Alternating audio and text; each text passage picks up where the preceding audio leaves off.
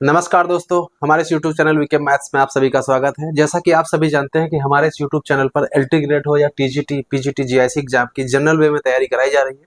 और जो हमारा टॉपिक चल रहा था वो एपी, जीपी, एचपी का चल रहा था। इसके पिछले पार्ट में हमने जो है 30 क्वेश्चन कवर किए थे। लगभग जो है एपी, जीपी, एचपी के जो है लगभग हमने जो है 3 पार्ट कंप्लीट कर दिए हैं, जिसमें से हमने 30 क्वेश्चन जो है पढ़ाए हुए लगभग 90 क्वेश्चन कंप्लीट हो चुके हैं। आज का जो हमारा पार्ट है वो चौथा पार्ट है। आज भी जो प्रीवियस ईयर जो क्वेश्चन पेपर जो पूछे गए हैं, जो इसके पिछले पेपर्स में जो पूछे गए हैं क्वेश्चन एपी, जीपी, एचपी से संबंधित, वही क्वेश्चन हम यहाँ पर फिर से कवर करेंगे और हम सीखेंगे किस प्रकार से क्वेश्चन को एग्जाम में हम जो है सॉल्व करते हैं, कैसे हम समय बचाते हैं और कैसे क्वेश्चन को जो है विद इन मिनट कैसे हम सॉल्व करते हैं। वही सारी चीजें हम यहाँ पर 30 क्वेश्चन है, 30 के 30 क्वेश्चन में वो सारी चीजें सीखेंगे। देखिए, हमने ये पिछले भी वीडियो में हमने एक बात बताई थी आपको कि आप एग्जाम में अगर आपका पैटर्न दूसरे से अलग नहीं है तो एग्जाम आप क्वालिफाई नहीं कर पाओ। क्योंकि ये चीज जान लीजिए, एग्जाम में बैठने वाला हर व्यक्ति, सबको सारे क्वेश्चन आ रहे होते हैं। बस मेन कला ये है कि एग्जाम के दौरान आप क्वेश्चन को कैसे हल करते हो और टाइम के अंदर कैसे हल करते हो। क्योंकि पेपर थोड़ा बड़ा होता है, समय इतना कम होता है कि आप क्वेश्चन हर क्वेश्चन को आप दोबारा देख ही नहीं सकते हो, इतना कम समय होता है। तो आपको उसी समय देखना, उसी समय डिसाइड करना है इसको लगाना है या नहीं लगाना है या आगे बढ़ जाना है। ये सारी चीजें आपको यहाँ पर आपको पता चलेंगी। तो एक एक यहाँ पर हमारा टॉपिक वाइज चल रहा है। टॉपिक वाइज इसलिए चल रहा है क्योंकि लोगों को समझने में थोड़ा सा आसानी रहती है इसको, और हमको भी समझाने में आसानी रहती है कि किस प्रकार से क्वेश्चन को आपको समझना है, कैसे लगाना है। आगे रैंडम ले लेंगे तो फिर थ्योरी भी आपको बताने में दिक्कत होगी, और रैंडम हम बाद में उठाएंगे। मिक्स क्वेश्चन अभी हम टॉपिक वाइज चल रहे हैं। तो टॉपिक हमारा चल रहा है एपी, जीपी और एचपी चल रहा है। इससे जो रिलेटेड क्वेश्चन थे वो 30 क्वेश्चन है। शॉर्ट ट्रिक भी सीखेंगे। जैसे हमारे सामने क्वेश्चन दे रखा हुआ, आप देख सकते हो। इस क्वेश्चन को रीड करिए। यहाँ पर हमारे पास 3 रेखाएं दे रखी हुई हैं, 2 वेरिएबल है। यहाँ पर देखिए ax + 2y + 1 बराबर 0 है, bx + 3y + 1 बराबर 0 है, cx + 4y + 1 बराबर 0 है। ये संगामी है। तो संगामी है तो संगामी की कंडीशन क्या होती है, उसकी परिभाषा क्या होती है, और इन तीनों की कौन सा केस लगा करके सीधे हम कंडीशन फाइंड आउट करेंगे। यहाँ पर पूछा गया था कि एबीसी हमारे काहे में होंगे, समांतर श्रेणी में होंगे, गुणोत्तर श्रेणी में होंगे कि हरात्मक श्रेणी में होंगे। तो इसकी हम शॉर्टकट वगैरह सारी चीजें सीखेंगे कि इसका प्रोसेस क्या है और कैसे हम क्वेश्चन को हल करते हैं। चलिए एक एक क्वेश्चन देखते हैं। सबसे पहला क्वेश्चन देखिए क्या लिखा हुआ है। रीड करिए आप क्वेश्चन को। क्वेश्चन देखिए, बड़ा आसान क्वेश्चन है। क्वेश्चन को ध्यान से पढ़िएगा। लिखा है n का न्यूनतम मान ज्ञात कीजिए जिसके लिए ये जो शर्त है वो सेटिस्फाई होनी चाहिए। मतलब ये जो कंडीशन दी हुई है 1 + 3 की पावर 1, 3 की पावर 2 एंड सो ऑन 3 की power n-1 is greater than 700। इस क्वेश्चन को कैसे हल करेंगे ये आप समझते हैं। देखिए, एक चीज और आप जान लीजिए। यहाँ लिखा है ये 700 से बड़ी वैल्यू है, 700 से बड़ी वैल्यू। आप एक चीज ध्यान दीजिए, यहाँ पे 4 आंसर इसका तो हो ही नहीं सकता है। 4 क्यों नहीं हो सकता है? क्योंकि आपको देखिए 3 तरफ का 9 हो जाएगा, 9 1 10 हो जाएगा, 10 3 13 हो जाएगा, इसके बाद आगे 27 वैल्यू हो जाएगी। तो कभी ये वैल्यू 700 से बड़ी नहीं हो सकती है। और यहाँ से पुटिंग मेथड कर सकते हो, यूज कर सकते हो आप। 5 वैल्यू आप यहाँ पर 5 तक आप ओपन कर लीजिए, उसके बाद 6 तक ओपन कर लीजिए, है ना। तो ये आपको एक आइडिया मिल जाएगा हमारा आंसर कौन सा होगा इसमें, ना। तो एक तो तरीका ये है कि आप वैल्यू चेक कर लीजिए, तो हमारा 4 तो हो नहीं सकता है, ठीक है। दूसरा, अगर आप बात करोगे कि यहां पर अगर हम बात करें, अगर हम 5 ले लेते हैं, देखिए यहां पर मैं आपको दिखाई देता हूं। जैसे मान लीजिए आपके पास यहाँ पे 1 + 3 + 3 की पावर 2 + 3 की पावर 3 + 3 की power 4 is greater than 700। Clear है? तो यहाँ पर इस क्वेश्चन को कैसे हल करेंगे, इसको देखिए। यहाँ पर सॉल्व करने का तरीका देखिए। 5 वैल्यू ले लिया, 5 टर्म ले लिया, क्योंकि यहाँ पर कह रहे हैं कि ये 5 टर्म, देखिए यहाँ पर कह रहे हैं कि n बराबर 5 के लिए सेटिस्फाई है। यहाँ न्यूनतम वैल्यू फाइंड करनी है। अधिकतम तो वैल्यू बहुत सारी वैल्यू होंगी, इनफाइनाइट तक चला जाएगा, लेकिन मिनिमम वैल्यू कौन सी होगी। तो इसको सिंप्लीफाई करेंगे तो यहाँ से आ जाएगा ये 3 4 हो जाएगा, ठीक है। और 3 3 9 9 4 13 हो जाएगा, और ये हो जाएगा 27, और ये हो जाएगा 81। क्लियर है? अब आप इन तीनों को जोड़िए, तो आप ध्यान से देखिए यहाँ से क्या आएगा।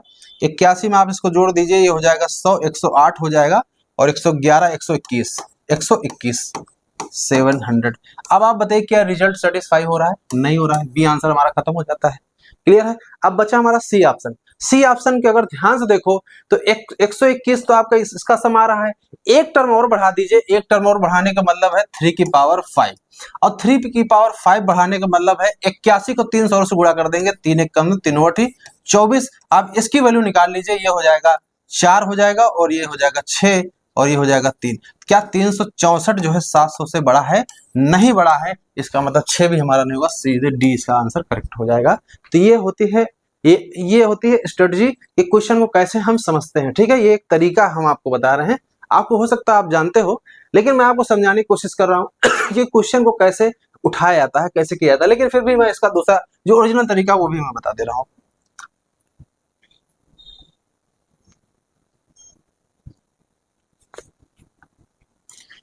चलिए इसका क्वेश्चन देखते हैं। आप ध्यान दीजिए, यहां से यहां तक देखिए, ये आपकी किस में दे रखी हुई है, जीपी का कांसेप्ट है। यहां से यहां तक आपके देखिए, एक से लेकर के यहां देखिए पहला टर्म, दूसरा, तीसरा, n-1 है, इसको कैसे पकड़ेंगे, कितने टर्म, सबसे बड़ा कंफ्यूजन यही हो जाएगा आपको। एग्जाम में आप हल करोगे इसको, आप समझ लोगे n-1 टर्म दिए, जबकि n-1 नहीं n टर्म है। कैसे? जैसे इसको यहां से ध्यान दो, यहाँ 1 है, 2 है, यहां से शुरू करोगे तो यहां से यहां तक कितने टर्म दिख रहे हैं, n-1, और साथ में एक और लग गया तो n-1 में एक जोड़ दोगे तो n टर्म है टोटल। ये टोटल कितने टर्म है? n टर्म्स है। तो ये एक सबसे पहले तो ये पकड़ना है इस क्वेश्चन में कि टर्म की संख्या कितनी है। अब रही बात ये टर्म है, तो अब ये श्रेणी किस में है, आपके पता है, ये आपकी सीरीज जो है आपकी किस में दे रखी हुई ये आपके जो है जीपी में दे रखी हुई है, जिसका प्रथम पद कितना है, प्रथम पद आपका साफ साफ दिख रहा है, प्रथम पद 1 है, और सार अनुपात कितना है, 3 है। ठीक है, n पदों का योगफल निकालना, सूत्र क्या होता है, a r की power n-1 upon r-1 is greater than 700। तो वैल्यू आप रख दीजिए, एक वैल्यू 1 है, इसका कोई मतलब नहीं, यहाँ से 3 की पावर n-1, 3 - 1 करेंगे तो 2 आ जाएगा, ग्रेटर देन 700, 2 से उधर मल्टीप्लाई कर दीजिए तो आ जाएगा 3 की power n-1 is greater than, ये हो जाएगा 1400। ठीक है, 3 की power n is greater than ये 1401। क्लियर है, 1401। तो अब यहां पर वही सेम वही चीज आ गई है जो आपको हम शुरू में ही बता रहे थे, 3 की पावर 4 देखो, एक तो हमने शुरू में बता दिया था, चेक वही करना है, लेकिन यहां पर बस अंतर यह है कि यहां जो 3 की पावर n लिखा हुआ है, ये चेक करना है कि 1401 से ज्यादा किस वैल्यू के लिए होगा। तो अगर हम 4 वैल्यू यूज करते हैं तो 3 की पावर 4 कितना हो जाएगा, ठीक है, आप 81 हो जाएगा, 81 1401 से बड़ा नहीं है, तो इसका मतलब 4 आंसर नहीं होगा, n की वैल्यू 4 नहीं हो सकती है।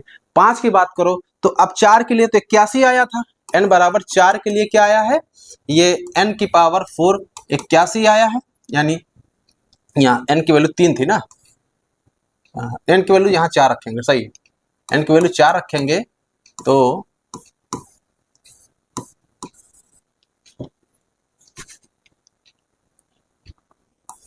n की वैल्यू अगर 4 लेते हैं तो 3 की पावर 4 81 आता है, अगर n की वैल्यू 5 लेते हैं तो 3 की पावर 5 हो जाएगा, 3 से और गुणा कर दीजिए 24। आप बताइए 243 क्या 1401 से बड़ा नहीं है। n की वैल्यू अगर आप 6 ले लीजिए, यहाँ से n की वैल्यू 6 ले लीजिए तो 3 की पावर 6 क्या हो जाएगा, 3 से और गुणा कर दीजिए, 3 तरफ का 9 हो जाएगा इसका, देखिए, ठीक है, और ये 3 तरफ का 9, 3 चौके 12, हासिल 1, 3 दूनी 6, 7, 729 नहीं आ रहा, आप सीधे सीधे आप देख लीजिए, तो ये अभी भी देखिए 14 से 1 से नहीं बड़ा है। तो अब यहाँ 7 को चेक करने में आप समय मत खराब करिए यहाँ पे, क्योंकि 7 आप देखिए इसमें कहीं नन ऑफ दिस तो दिया ही नहीं है, आपने 4 यूज कर लिया, 5 यूज कर लिया, 6 यूज कर लिया, तो ये भी हमारा आंसर नहीं था, ये भी नहीं था, तो 7 को चेक करने की जरूरत नहीं है, 7 अपने आप स्वतः सिद्ध हो जाता है ना, स्वतः इसलिए सिद्ध क्योंकि नन ऑफ दिस नहीं, नन ऑफ दिस होता तो डाउट होता 7 होगा कि नहीं होगा। रखने की चाहो तो आप देखिए, रखने की जरूरत भी नहीं है, 7 से गुणा करेंगे, देखिए इसको वैल्यू आप समझो 700 रखो, क्या समझो 700 रखो दिमाग में। अब 3 की पावर 7 करेंगे तो 700 का 3 गुना 7, 7 2100 हो जाएगा, और ये देखिए 1400 लिखा, तो 2100 वैल्यू 1400 से बड़ी होगी नहीं होगी, तो इसको यहाँ हल करने की जरूरत नहीं है, ये क्वेश्चन हमारा हल हो जाता, सीधे इसका 7 आंसर होगा। देखिए हम फिर से आपको वही चीज बता रहे हैं, क्वेश्चन आपको हल करना पहले से आता है, ये सब आप लगा चुके होंगे, तैयारी आपकी अभी से नहीं हो रही होगी, तैयारी आप बहुत पहले से कर रहे होंगे। इस क्वेश्चन को आपने 10 बार नहीं 50 बार लगाया होगा, लेकिन फिर भी मैं आपको बता रहा हूँ, हो सकता है कुछ नया हो, आपके काम में आ जाए एग्जाम में, किस तरह से क्वेश्चन को हम कैप्चर करते हैं। समय बचाने के लिए सारी चीजें हम आपको समझा रहे हैं, ठीक है। चलिए आगे बढ़ते हैं। अगला क्वेश्चन क्या लिखा है, 1/21 लिखा है, प्लस 1/70 है, 1/165 है, and so on up to. अब यहाँ पे 4 ऑप्शन दे रखे हुए। मैं आपसे पूछूं इस क्वेश्चन को आप कैसे हैंडल करेंगे, कैसे हल करेंगे। क्वेश्चन को आप ध्यान से पढ़िएगा, क्वेश्चन को करेंगे कैसे। देखिए इस क्वेश्चन को ध्यान से देखिए, ये 1/21 लिखा है, इसका फैक्टर करेंगे तो 3 × 21, इसका फैक्टराइजेशन हो रहा है 1/3 × 7, प्लस यहाँ क्या लिखा है 1/, ध्यान दो यहाँ से लिखा है 1/, इसको 11 × 7 कर सकते हैं, यानी 7 × 11 लिख सकते हैं, प्लस आगे देखो तो ये क्या हो सकता है। देखो यहाँ से देखो, ये 3 का गुणा 4, देखो 3 के बाद 7 आ रहा है, 7 के बाद 11 है, तो गैपिंग कितनी इनके बीच में, देखो इनके बीच में गैपिंग कितनी है, 4 की गैपिंग। देखो 7 4 11, और 3 के बाद 4 जोड़ेंगे तो 7 आ जाएगा, 7 में 4 जोड़ेंगे 11 आ जाएगा। फिर सोचो 11 में 4 जोड़ो तो कितना आ जाएगा, 15 आ जाएगा, जो कि गुणा करने पे 165 होता है। तो समझ में आ रहा है ना। देखो 3 के बाद 7, 7 के बाद 11, 11 के बाद 15, ये ऐसे ही चलता रहेगा। और रही बात ये, इस क्वेश्चन को कैसे हल करेंगे, ये सबसे बड़ा रोल ये है। देखिए मैं आपको तरीका बता देता हूं, इस क्वेश्चन को कैसे हल करेंगे। इस क्वेश्चन को हल ऐसे करेंगे, सबसे पहले आपको ये पता कर लेना है लास्ट टर्म क्या होगा। यहां पर पूछा गया है 10 पदों का योग ज्ञात करना है। क्या करना है, देखिए मैं समझा रहा हूं, समय ले रहा हूं, नहीं तो इस क्वेश्चन को बहुत ही आसान तरीके से हल कर सकते हैं। 10वां पद क्या होगा, मैं आपसे क्वेश्चन पूछता हूं 10वां पद क्या होगा, ये पकड़ ले तो क्वेश्चन हो जाएगा। देखिए 10वां पद कैसे निकालेंगे, देखो 3 है, 7 है, 11 है, देखो ये पहला पद है, ये हमारा पहला पद है, ये हमारा दूसरा है, ये तीसरा है। इसी तरह से हमें चाहिए A10, क्या चाहिए हमें, 10वां पद चाहिए। तो एक तो 10वां पद निकालने के तो 1/अपान में होगा, तो कैसे निकालेंगे आप बताओ ना हमको। 3 के बाद 7 है, 7 के बाद 11 है, तो 10वां पद निकालना है, समांतर श्रेणी का 10वां पद निकालना है।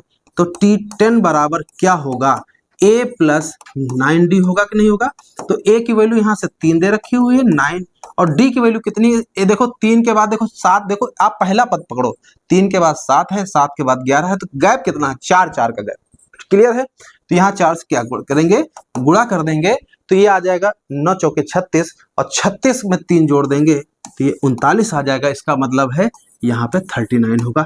इनटू में क्या होगा वो कैसे पकड़ेंगे, उसका तरीका कैसे होगा। 3 के बाद 7 आया, कैसे, 4 जोड़ करके। 7 के बाद क्या आया, 11 आया, कैसे, 4 जोड़ करके। 11 के बाद 15 आया, कैसे, 4 जोड़ करके। तो 39 के बाद क्या आएगा, 4 जोड़ करके। तो 4 जोड़ देंगे इसमें, तो ये 43 हो जाएगा। इतना समझ में आ गया होगा, इसमें आपको कोई कंफ्यूजन नहीं होगा। बस मेन कला यही है। अब मैं आपको बता देता हूं इसकी ट्रिक क्या होती है, शॉर्ट ट्रिक मैं बता रहा हूं।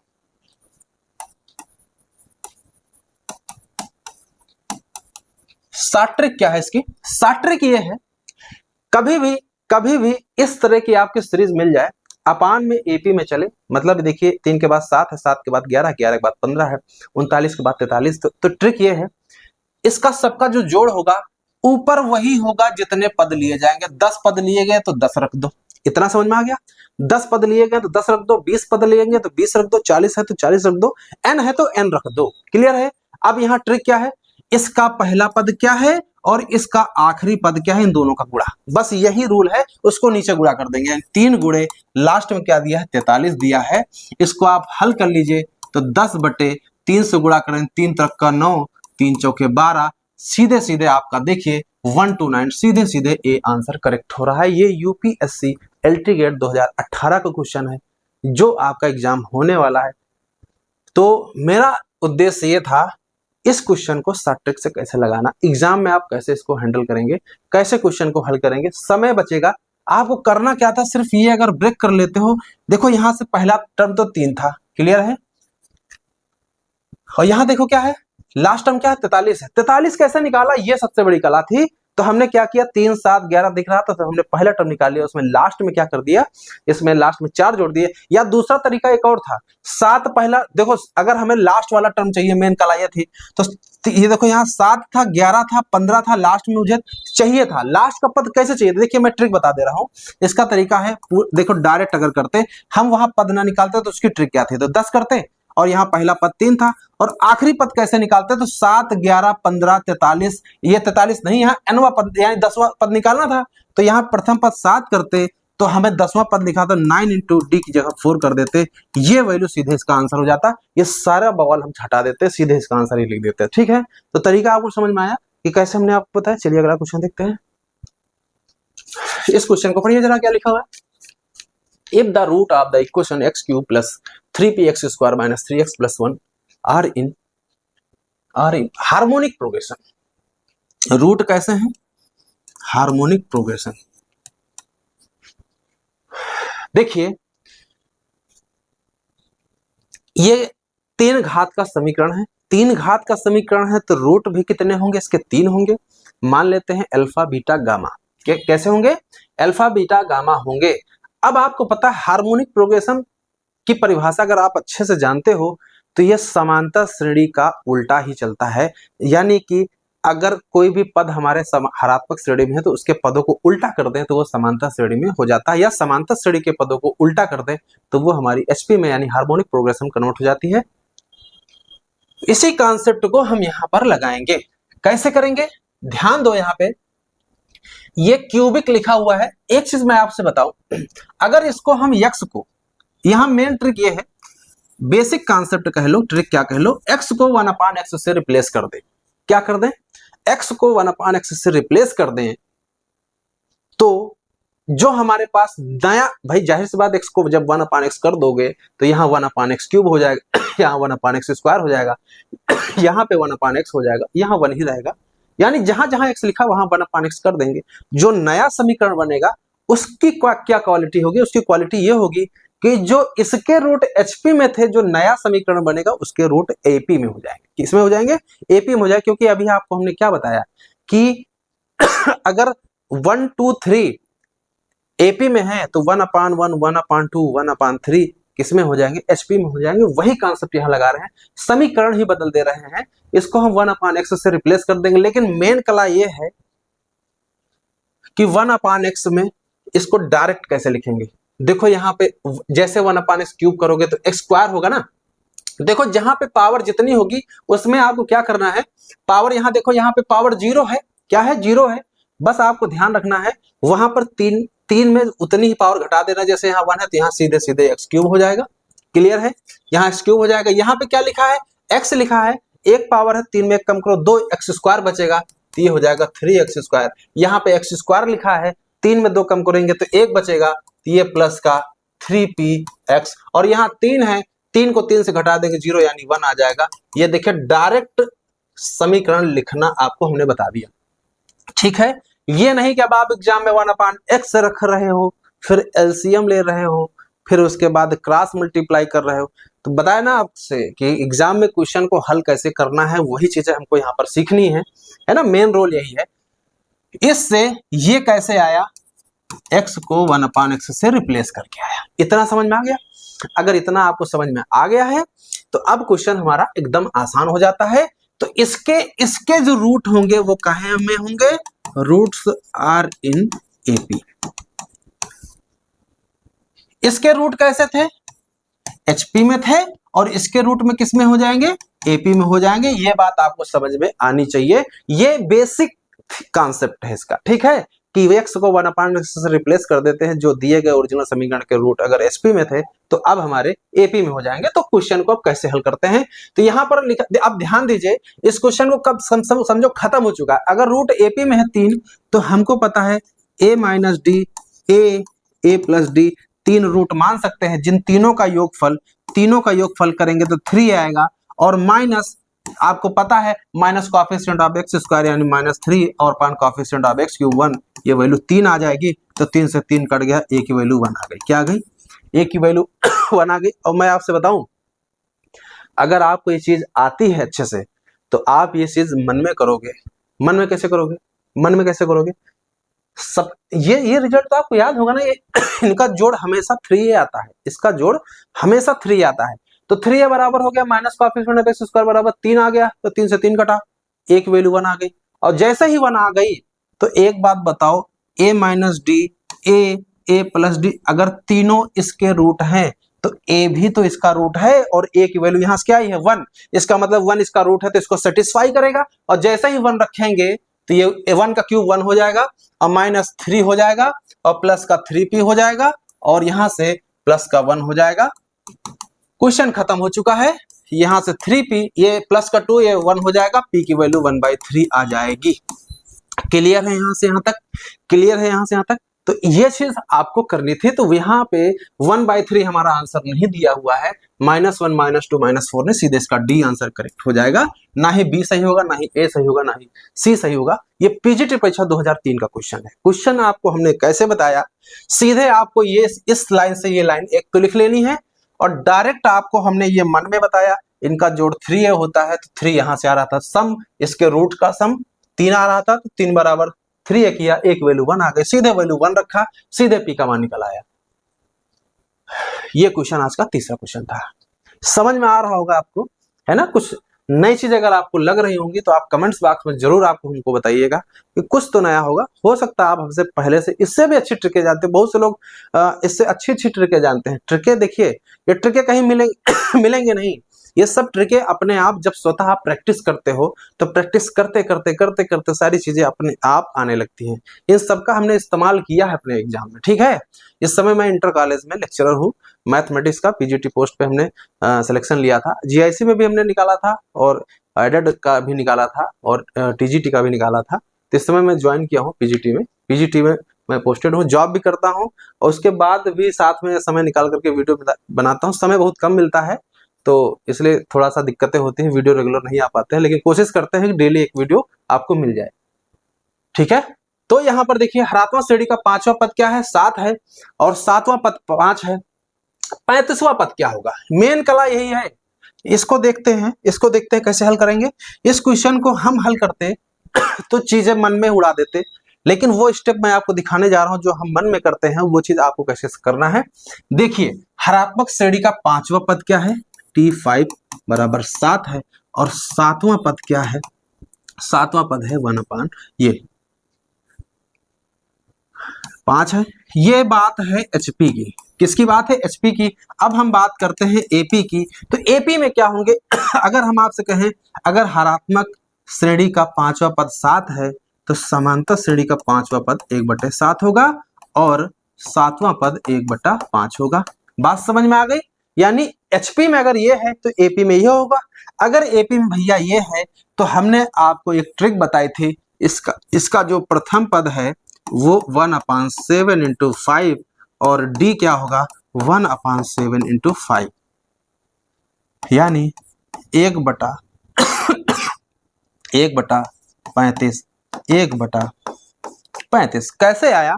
आपको ये बात समझ में आ गई होगी, है ना? अब यहाँ पे ध्यान देने की जरूरत है कि ये वाला ये पॉइंट हमने लिखा कैसे, इसको आपको समझने की जरूरत है। यानी अगर किसी समांतर श्रेणी का mवा पद है 1/n और nवा पद है 1/m, तो याद रखना भैया a बराबर d होता है 1/mn के। यही मेन कला है। ये जिसको जिसको पता होगा उसका सलूशन अन्य विद्यार्थियों से आगे चल रहा होगा।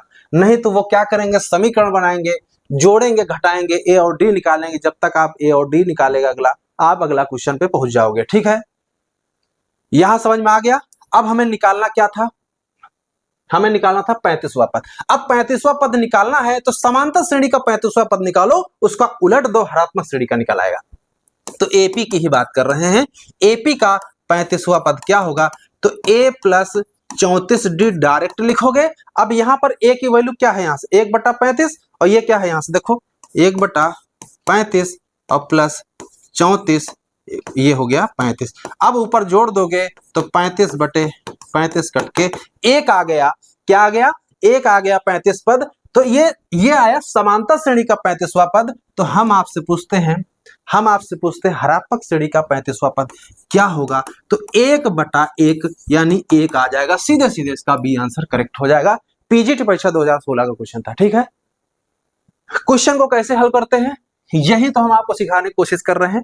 बाकी आप हमसे अच्छे से आप जानते हो ये चीजें, आप कैसे हैंडल करते हो, कैसे क्वेश्चन को लगाते हो, है ना? यही चीजें हम सीख रहे हैं। चलिए अगला क्वेश्चन देखते हैं।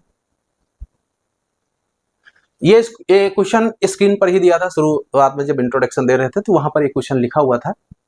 ये क्वेश्चन लिखा हुआ, इस क्वेश्चन की थ्योरी क्या है, यहां लिखा है संगामी। क्या लिखा है? तीन रेखाएं संगामी है। संगामी समवर्ती जिसको अंग्रेजी में बोलते हैं कॉन्करेंट लाइन। इसको किसे क्या बोलते हैं? देखो, जब तीन या तीन से अधिक रेखाएं किसी एक ही समतल पर हो, क्या हो? एक ही समतल पर हो और एक ही बिंदु से गुजरे। किससे गुजरे? एक ही बिंदु से गुजरे। तो ये पहली, ये दूसरी और ये तीसरी और ये चौथी, ये चारों रेखाएं संगामी रेखाएं कहलाती है। ये है इसकी परिभाषा। यानी जब तीन या तीन से अधिक रेखाएं किसी एक ही समतल पर स्थित किसी एक ही बिंदु से गुजरे, तो वैसी सारी रेखाएं क्या कहलाती हैं? संगामी रेखाएं कहलाती हैं, जिनको कॉन्करेंट लाइन बोलते हैं। ये बात आपको समझ में आ गई, ये रही थ्योरी की बात। इस क्वेश्चन को हल करेंगे कैसे करेंगे? तो याद रखो भैया, ये जो तीन समीकरण दिए हैं, इनके जो कॉफिशिएंट है एक्स वाई और कांस्टेंट टर्म, इनको आप क्या करोगे? मैट्रिक्स 3/3 की बना लो, उसको बराबर 0 कर दो। बस यही इसमें मेन बेसिक कॉन्सेप्ट है। तो देखिए इसको कैसे करते हैं।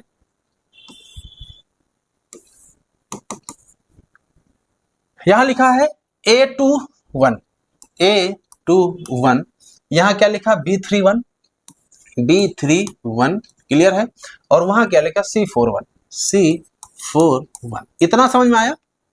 अगर इतना समझ में आ गया तो ये बन गई 3/3 की हमारे पास। ये मैट्रिक्स क्या कहो, इसको डिटर्मिनेंट बोलोगे, मैट्रिक्स बोलना गलत है। 3/3 की आप डिटर्मिनेंट बना लोगे, उसको बराबर शून्य कर दोगे।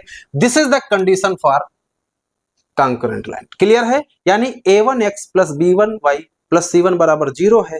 a2x plus b2y plus c2 बराबर 0 है। तीसरी है a3x plus b3y plus c3 बराबर 0 है। तो इन तीनों लाइनों को एक ही बिंदु से गुजरने की कंडीशन होती है a1 b1 c1, a2 b2 c2, a3 b3 c3 बराबर 0। ये याद रखना है। लेकिन अब सूत्र थोड़ी लिखेंगे, सीधे यहां पर 2a21 b31 c41 सीधे रखा बराबर 0। अब रही बात यह है कि एबीसी काहे में होंगे?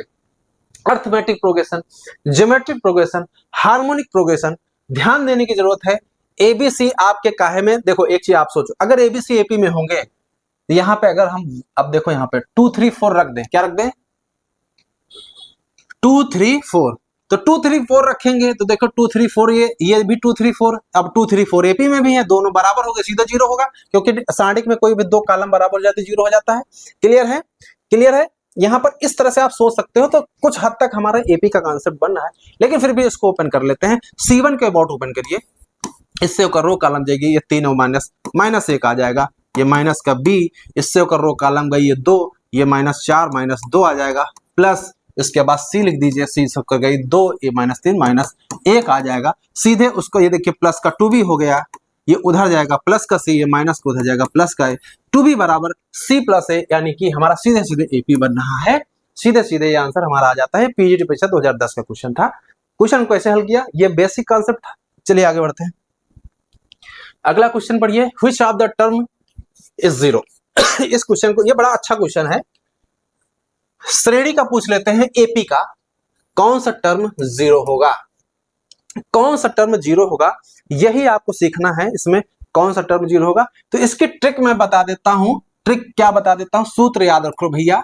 ट्रिक ये है, इसका सूत्र ही मेन कला है कि कौन सा पद शून्य होगा। तो इसका होता है a माइनस a/d+1। ये जिसको जिसको याद है वो क्वेश्चन सीधे उड़ा देगा, दुनिया का बवाल करने की जरूरत नहीं है। a की वैल्यू यहां से 72 हो जाएगी, तो -72 हो जाएगा। और इसका d कितना है बताओ, इसमें कितना घट रहा है? 72 से 63 कैसे आया? तो 7 2 9, -9 इसका डिफरेंस हो गया, प्लस का 1, माइनस काटा, इसको आप काट दीजिए यहां से 9 72 है, ठीक है। 8 बार चला जाएगा और 8 एक क्या आ जाएगा? 9। तो ये कौन सा टर्म हो गया? 9वां टर्म हो गया। क्लियर है? क्लियर है? तो देखिए कितना समय बचा दिया। अगर आपको ये पता है तो ये एपी के लिए होता है भैया, एपी के लिए होता है कि n बराबर होता है -a/d+1। ये याद रखो। इस सूत्र से आप हमेशा, आप कोई भी एपी हो, हर एपी के लिए आपका यही काम करेगा। अगर कोई भी समांतर श्रेणी दिया है, पूछे आपका कौन सा टर्म 0 होगा इसका, तो सीधे -a/d+1 कर देना, सीधे वैल्यू रखना, सीधे आंसर आ जाएगा। क्लियर है? इतना समझ में आ गया होगा। चलिए आगे बढ़ते हैं। इसका हमारा बी आंसर सही हो गया है। आगे देखते हैं अगला क्वेश्चन। लिखा है first term GP progression is 1, यानी पहला टर्म क्या है 1 है, तो a बराबर 1 लिख लो। ये एक चीज हो गई। और क्या दे रखे हैं, कह रहे हैं sum of third term. Third term का मतलब समझ रहे हो A3। और क्या कह रहे हैं, सम ऑफ थर्ड टर्म किससे, sum of third and fifth term यानी A5 बराबर कितना है, वो 90 है। क्वेश्चन में पूछा गया है कॉमन रेशियो R बराबर क्वेश्चन मार्क है, ये मन में रखना है। सीधे सीधे बताओ A3 की वैल्यू होगी AR स्क्वायर होगी कि नहीं होगी, और ये AR की पावर 4 होगी, ये बराबर 90। A की वैल्यू 1 रखेंगे तो सीधे 1, ये 1 1 काम खत्म हो जाएगा, R स्क्वायर ले लिया कॉमन, R स्क्वायर जैसे ही कॉमन लेंगे तो रिजल्ट हमारे पास क्या आएगा 1 प्लस R स्क्वायर बराबर 90। क्लियर है। अब इसको कुछ लोग क्या करेंगे इसको आप क्या करोगे, इसको आर स्क्वायर को टी मानोगे, फैक्टराइजेशन करोगे। बवाल करने की जरूरत नहीं, हमारे पास 3 आंसर 1 2 3 दिया है, तो बताओ इसमें कौन सा आंसर होगा। देखो 1 तो हो नहीं सकता क्योंकि 1 रखेंगे ये 2 आ जाएगा, ये नहीं हो सकता। 2 रखेंगे 2 दूनी 4 1 5, अब 5 हो जाएगा, और 2 दूनी 4 5 को 20, ये भी नहीं होगा। 3 रख के देख लो, 3 तरक का 9 1 10 और 3 तरक का 9 9 10 90, सीधे सीधे इसका ये आंसर करेक्ट हो जाता है। ठीक है, ये आंसर करेक्ट हो जाता है। ये बीपीएससी पीजीटी परीक्षा 2023 का क्वेश्चन था। ठीक है, क्वेश्चन को कैसे हल करते हैं वही चीजें हम कोशिश कर रहे हैं कि आपको एक एक चीज समझ में आए। ठीक है, इसको आप नोट कर लीजिए, इसका स्क्रीनशॉट ले लीजिए।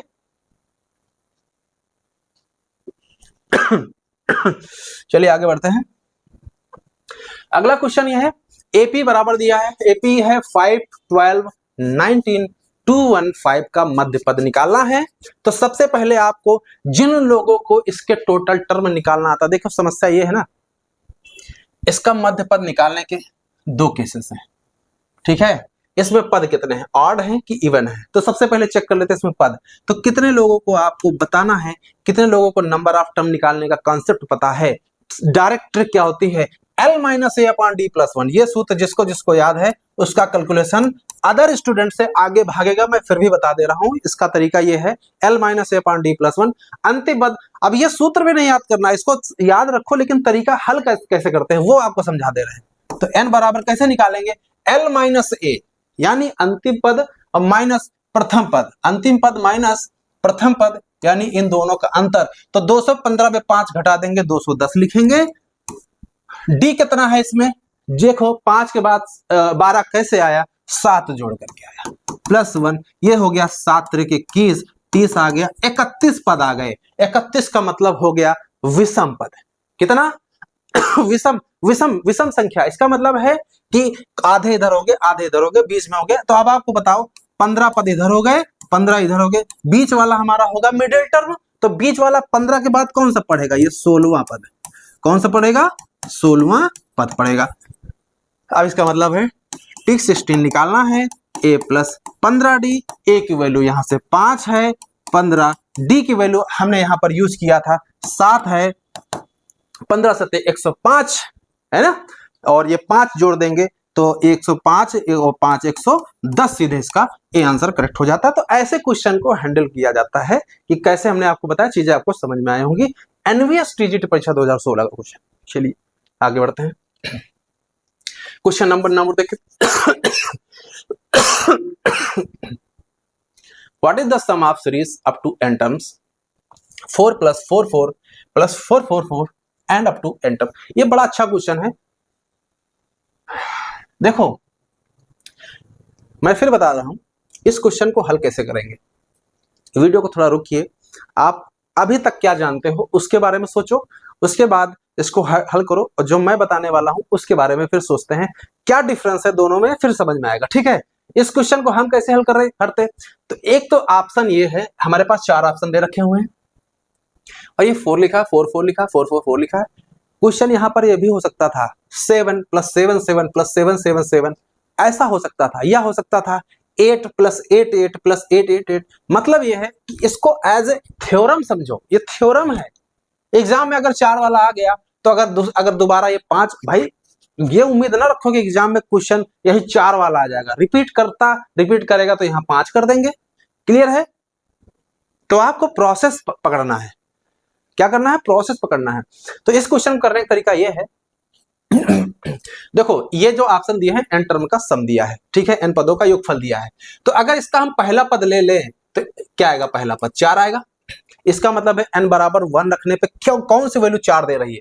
तो एक बताओ, यहाँ पे n बराबर 1 रखेंगे तो ये क्या आ जाएगा, ये जैसे ही 1 रखेंगे ये माइनस का 9 आ जाएगा। माइनस का 9 आ जाएगा तो ये वैल्यू निगेटिव हो जाएगी और ये भी वैल्यू निगेटिव हो जाएगी। तो ए आंसर कतई नहीं हो सकता है, क्योंकि माइनस माइनस का गुणा जोड़ जो है माइनस ही आएगा, निगेटिव में आएगा, लेकिन यहाँ तो प्लस का 4 आ रहा है, तो ये आंसर तो हो ही नहीं सकता है।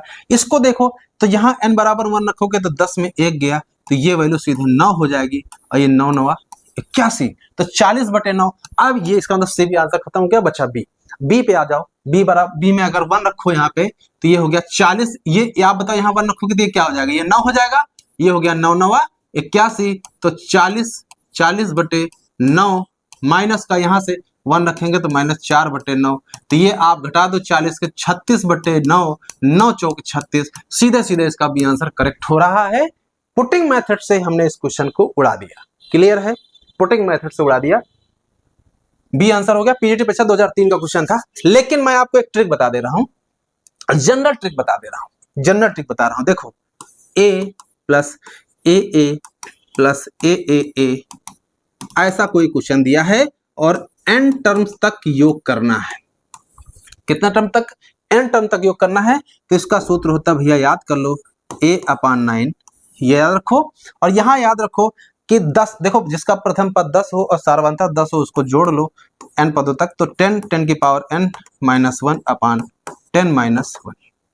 क्लियर है, यहाँ माइनस का n कर दो, बस ये सूत्र याद रखो। इसको याद कैसे करना है, ये टर्म आपको कैसे याद करना है, ये गुणोत्तर श्रेणी के n पदों का योगफल है जिसका प्रथम पद 10 है और सार्वधातुक 10 है, तो ये तो सूत्र की तरह है। और यहाँ -n कर दो, a/n कर दो।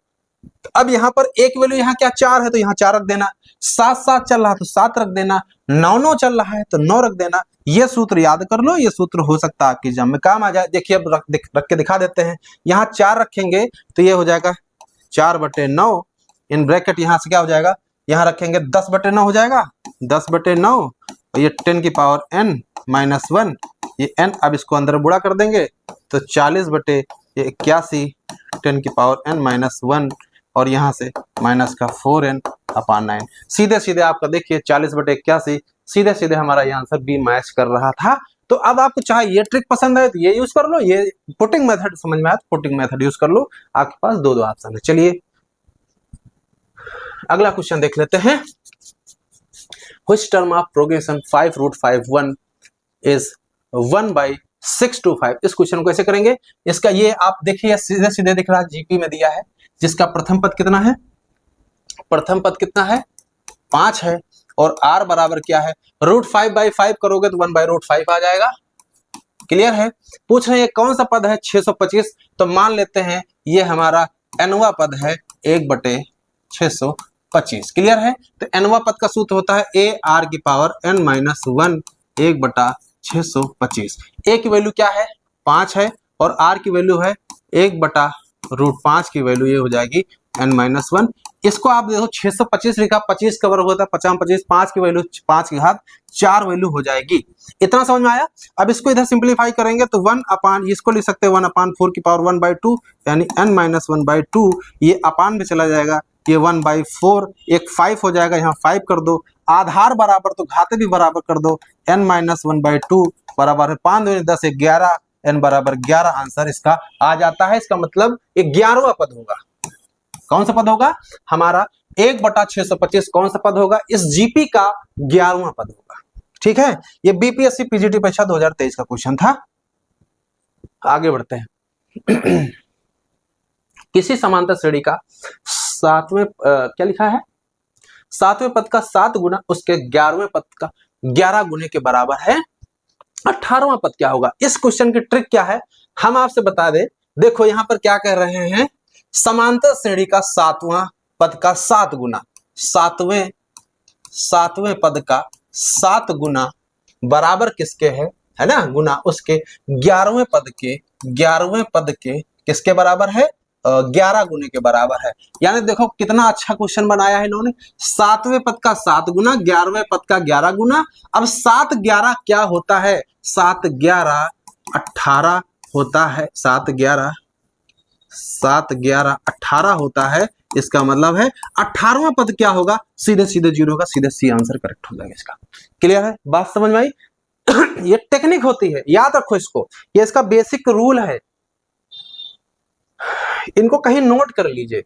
यानी मैं आपको बता दे रहा हूं, किसी समांतर श्रेणी का mवां पद का m गुना और nवें पद का n गुना जब बराबर हो तो m प्लस nवां पद हमेशा शून्य होगा। इसको कहीं ट्रिक में कहीं पर नोट कर लीजिए, वही कॉन्सेप्ट यहां पर लगाया, लेकिन फिर भी मैं आपको दिखा दे रहा हूं इसको कैसे आया है।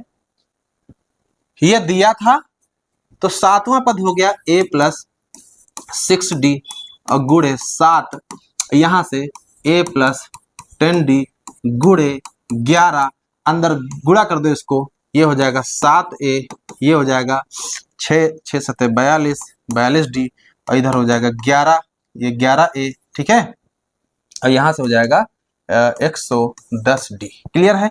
अब सारे टर्म उधर भेज दीजिए, 11 में घटा दीजिए, 7 घटा दीजिए तो ये 4a हो जाएगा, और 42 घटा दीजिए, इसमें 42 घटा दीजिए तो यहाँ से 2 हो जाएगा, 108 हो जाएगा, 40 यानी 68।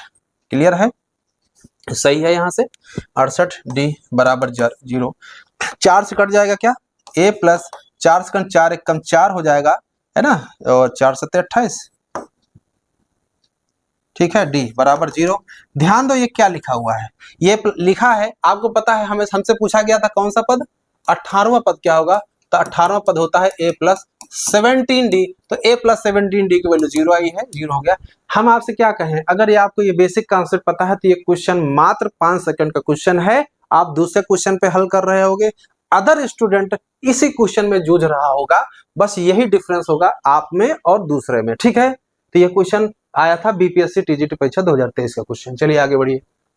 लिखा है n प्राकृतिक अंकगणित का माध्य क्या होगा, 15 है, n की वैल्यू पूछे हैं, क्या पूछे हैं, n की वैल्यू पूछे हैं। तो एक चीज ध्यान रखना, n प्राकृतिक संख्याओं का जो माध्य होगा आपको पता है 1 + 2 + 3 एंड सो ऑन।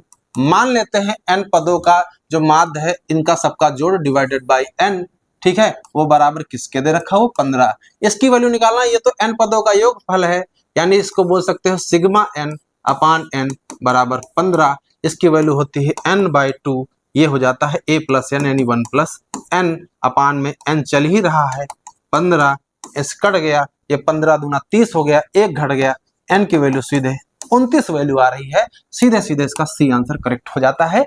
इसका मतलब है 29 पदों का 29 पदों का जो माध्य है वो 15 होगा, ये इसका आंसर होगा। ये बीपीएससी टीजीटी परीक्षा 2023 का क्वेश्चन था।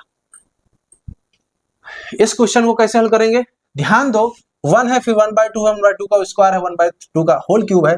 ये आपकी दी है, किसमें दिया है, ये आपकी सीरीज है, जीपी में लग रहा है सीधे 1/2 गुणा हो रहा है, 1/2 क्या -1/2 गुणा हो रहा है, यानी इसका प्रथम पद सीधे सीधे 1 दिख रहा है और r बराबर -1/2 दिख रहा है। अनंत पदों का योगफल निकालना है और r का जो माड है वो लेस देन 1 होना चाहिए, तभी अनंत पदों का योगफल निकाल सकते हो। तो s इन्फिनिटी बराबर जो होता है a/1 - r होता है, प्रथम पद 1 है, 1 -1/2, ये हो जाएगा 2 ऊपर चला जाएगा, ये प्लस का 1/2, ये हो जाएगा 2/3, कहीं पर है, यहां पर है, सी इसका करेक्ट आंसर हो गया। ठीक है, बात समझ में आई कैसे किया, ये बीपीएससी पीजीटी परीक्षा 2023 का क्वेश्चन था। चलिए आगे बढ़ते हैं। अगला 14वां क्वेश्चन क्या है, log x है, log x² y है, log x³ y² है। तो एक तो ये जीपी का बनना है, क्या जीपी का बनाना थोड़ा आसान नहीं है, क्योंकि log x का इसका गुणा करेंगे तो ये निकालना ही थोड़ा अजीब लग रहा है।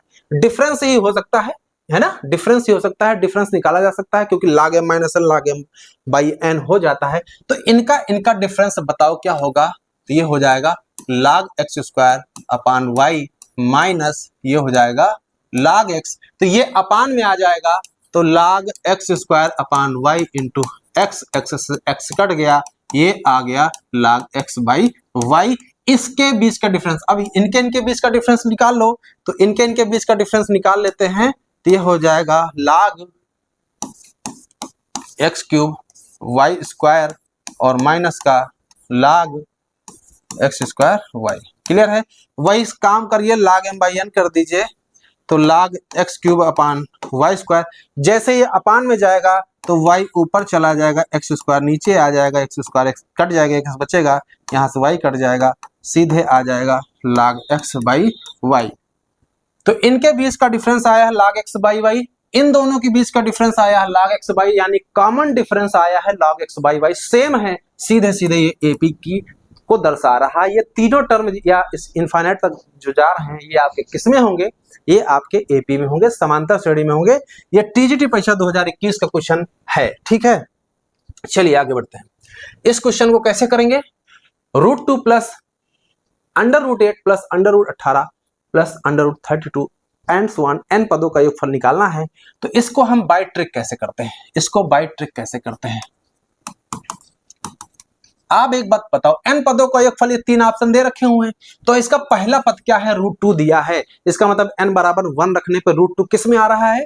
देखो एक बात बताओ, इसमें 1 रखेंगे तो 1 1 2 हो जाएगा, तो 2/2 1 आएगा, इसका मतलब बी आंसर हमारा हो नहीं सकता है। यहाँ 1 रखेंगे तो 2 और ये 1 1 2 ये 4 आएगा, ये भी हमारा नहीं हो सकता है, क्योंकि पहला पद √2 आ रहा, इसमें रखो 1 रखेंगे तो 2 अपान √2 से काटेंगे तो ऊपर √2 बचेगा, सीधे आंसर मैच करा, सीधे ए इसका करेक्ट आंसर हो गया। किस तरह से हमने 15 क्वेश्चन बताया आपको समझ में आ गया होगा, लेकिन फिर भी n पदों का योगफल निकालना है। इसको अगर देखा जाए तो काहे में है, आप ध्यान दो, ये √2 लिखा है, ये 2√2 लिखा है, ये 3√2 लिखा है, ये 4√2 लिखा है, एपी में है जिसका कॉमन डिफरेंस √2 है, प्रथम पद ए है यानी √2 प्रथम पद है और डी भी √2 है। n पदों का योगफल निकालना है, Sn बराबर n/2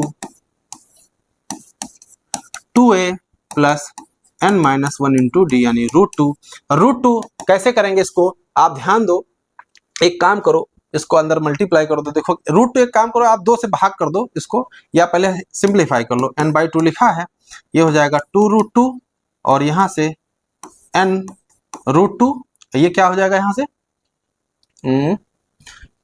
2√2, ठीक है। इसको अंदर गुणा करेंगे तो ये हो जाएगा माइनस का √2, इसको सिंप्लीफाई करेंगे तो n/2 ये प्लस का √2 n√2, इतना समझ में आया।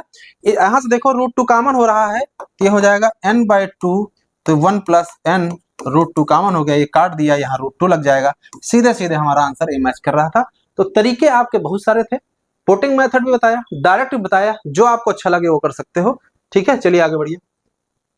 एक समांतर श्रेणी का nवां पद क्या है, 3n+4 लिखा है, उस समांतर श्रेणी का 10वां पद क्या करना है, तो nवां पद दिया तो कहीं कहीं घूमना है नहीं, इसमें 10 रख दो, आ जाएगा 10 × 30, 30 में 4 गया, सीधे 26 इसका आंसर हो जाता है, ठीक है। लेकिन इसमें कुछ क्वेश्चन मैं अपनी तरफ से बना दे रहा हूं, अपनी तरफ से बना दे रहा हूं।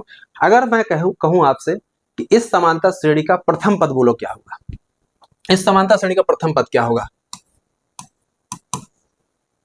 ये जो कोएफिशिएंट है इन दोनों को जोड़ दो, 3 और -4 है, -1 आ जाएगा। और हम आपसे पूछे सार्ववांतर कितना होगा, डी कितना होगा, तो n का जो गुणांक होता है वही इसका डी होता है, याद रखो भैया। समांतर श्रेणी का जो nवां पद दिया होता है उसमें जो n का गुणांक होता है, ये जैसे nवां पद दिया है an+b, तो इसका जो प्रथम पद होगा वो यानी कैपिटल ए, प्रथम पद ए हो जाएगा, ए क्या a+b इन दोनों को जोड़ देंगे और जो सार्ववांतर हो जाएगा वो n का कोएफिशिएंट आ जाएगा, सीधे a हो जाएगा, ये ध्यान रखना, ठीक है। इसी से इसका इस्तेमाल करते, बेसिक चीज थी, ये चीजें पता होनी चाहिए। चलिए हम आगे बढ़ते हैं। अगला क्वेश्चन है 17 है। इस क्वेश्चन को देखिए कैसे करते हैं। यहाँ पर क्या लिखा हुआ है, लिखा है ABC 3 पॉजिटिव अनइक्वल नंबर दिए हैं, हार्मोनिक प्रोग्रेशन, ठीक है, SP में दिया हुआ है और तीनों बराबर नहीं है, इसका मतलब समझ रहे हो, तीनों 0 से बड़े होने चाहिए और तीनों अनइक्वल है, यानी A, यहां ध्यान दो, लिखा है A बराबर B नहीं है, बराबर C नहीं है, और तीनों अनइक्वल है, तीनों पॉजिटिव है, यानी ABC इज ग्रेटर देन 0। ये दोनों बातें दे रखी हुई हैं इस क्वेश्चन में, ठीक है। अब क्वेश्चन को कैसे करते हैं ये हम समझते हैं। देखो एक तो सबसे बड़ी चीज ये है, इसको रटने की जरूरत है। कैसे, ABC आपके धनात्मक असमान संख्या हरात्मक श्रेणी में है, तो B बराबर क्या होगा आप बताओ, 2AC अपान A+C होगा। पहली बात तो ये है, क्लियर है, ये हरात्मक बात होगा। अब यहाँ पे ध्यान दो, चारों ऑप्शन में क्या लिखा है, देखो A की पावर 5 प्लस C की पावर 5, क्लियर है, यानी A की पावर 5 C की पावर 5 लिखा है। चारों ऑप्शन में देखो सम में शुरू में यहाँ पर a की पावर 5, c की पावर 5, a की पावर 5, c की पावर 5, a की पावर 5, c की पावर 5, चारों में वही दिया है, बस ग्रेटर देन यहाँ b की पावर 5 के साथ यहाँ गुणांक में क्या आएगा वो कैसे आप पकड़ोगे। आप बताओ हरात्मक माध्य के साथ क्या लगा है 2, तो देखो यहाँ 2 है, यहाँ 1 है, यहाँ 1 है, यहाँ 3 है, तो सीधे यहाँ 2 आ जाएगा। 2 कहाँ से रिलेट किया हमने, हरात्मक माध्य वाले से। तो ये बात रही रटने वाली बात, ये रटने वाली बात है। और वैसे भी आपको बता दें, इसको आपको रट के ही रखना है। रट के इसलिए रखना है कि समय बचाना है ना एग्जाम में, वहां प्रूफ करके कलाकारी थोड़ी दिखानी है उसमें पेपर में, वहां पे हमें समय बचाना है क्वेश्चन का। चलिए अब इसको हम प्रूफ भी देख लेते हैं। इसका प्रूफ क्या है, प्रूफ ऐसे करेंगे। सबसे पहले आप बताइए, हमारे पास ए और सी है, ए और सी का अगर हम गुणोत्तर माध्य निकालें तो गुणोत्तर माध्य हमेशा हरात्मक माध्य से बड़ा होगा कि नहीं होगा, है? क्योंकि आपको पता है समांतर माध्य गुणोत्तर माध्य से बड़ा होता है, गुणोत्तर माध्य हरात्मक माध्य से बड़ा होता है। ये कब, ये यहाँ बराबर नहीं आएगा, बराबर इसलिए नहीं आएगा क्योंकि a बराबर b नहीं है और b बराबर c नहीं है, ये चीज ध्यान रखना, इसलिए यहाँ पर ग्रेटर लगा है, नहीं तो यहाँ पर इक्वल वाला भी सिंबल लेते। अब यहाँ a और c का जो गुणोत्तर माध्य आएगा under root AC, greater than होगा हरात्मक माध्य के। तो यहाँ पर देखो ABC आर इन HP में है, तो इसका बीच वाला क्या होगा, हरात्मक माध्य हो जाएगा। तो इसका मतलब यहाँ पर B कर देंगे, ठीक है। अब यहाँ पे क्या करिए, ये लिख सकते हैं a की पावर 1/2 c की power 1/2 is greater than b। दोनों तरफ यहाँ पे पावर 5 लगा दीजिए, तो a की पावर 5/2 c की पावर 5/2 ग्रेटर देन b की पावर यहाँ से 5। क्लियर है। अब यहाँ पे क्या करेंगे, यहाँ पे क्या करेंगे, दोनों तरफ 2 से मल्टीप्लाई कर देंगे। ऐसा क्यों कर रहे हैं, इस रिजल्ट का हम लोग इस्तेमाल करेंगे, c की पावर 5/2 ग्रेटर देन 2b की पावर 5। इस रिजल्ट को याद रखना भैया, इस रिजल्ट का हम लोग इस्तेमाल करेंगे। समीकरण, इसको सब ये असमिका है, एक मान लेते हैं। अब यहाँ ध्यान देने की जरूरत है। देखिए क्या करने वाले हैं, यहाँ लिखेंगे a की पावर 5/2 और प्लस माइनस c की पावर 5/2, इसका होल स्क्वायर। आप बताइए 0 से बड़ा होगा कि नहीं होगा, क्योंकि a और c अनइक्वल हैं और इन दोनों का अंतर स्क्वायर भी होल स्क्वायर है, तो होल स्क्वायर या तो 0 होगा या 0 से बड़ा होगा। 0 क्यों नहीं होगा, क्योंकि a बराबर b बराबर c नहीं है, ये बात ध्यान रखना, ठीक है। अगर वर्ग बड़ा है तो इसका अब ओपन कर दीजिए, तो ये हो जाएगा a स्क्वायर यानी a की पावर 5, c स्क्वायर मतलब c की पावर 5 माइनस 2ab कर दीजिए, 2 इंटू a की पावर 5/2 c की पावर 5/2 इज ग्रेटर देन 0। यहाँ बात, इसके बाद रिजल्ट देख लीजिए, a की पावर 5 प्लस c की पावर 5 और ये ग्रेटर देन आ जाएगा 2 a की पावर 5/2 c की पावर 5/2। इतना आया। अब ध्यान दो, ये हमने उधर भेज दिया। देखो हमने कैसे किया, सारी चीजें आप देख लीजिए। अब एक बात बताओ, ये 2a की पावर 5/2 c की a की पावर 5/2 हमने क्यों यहाँ इस्तेमाल किया, क्योंकि ये वैल्यू इससे ये वैल्यू, ये क्या है 2b की पावर 5 छोटी है, तो यहाँ पीछे लगा सकते हैं यहाँ पे 2b की पावर 5। क्लियर है। अब यहाँ से तुलना करें तो ये वैल्यू भी आप कंपेयर करेंगे, तो a की पावर 5 c की power 5 is greater than 2b की पावर 5। सीधे ये रिजल्ट प्रूफ हो जा रहा है या नहीं, ये b इसका करेक्ट आंसर हो गया। तो कैसे हमने आपको बताया, ये देखो इसका प्रूफ है, लेकिन आपको रट के रखना है।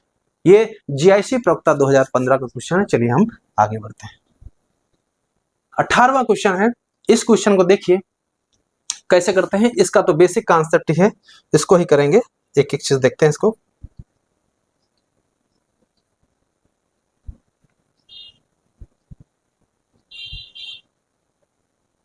ठीक है, चलिए क्वेश्चन लिखा है एबीसी कहाँ में है, एबीसी हमारे एपी में है। तो जो चीजें दिए हैं उनको लिख लो। एबीसी एपी में है तो बी बराबर क्या हो जाएगा हमारे पास, a plus C upon 2।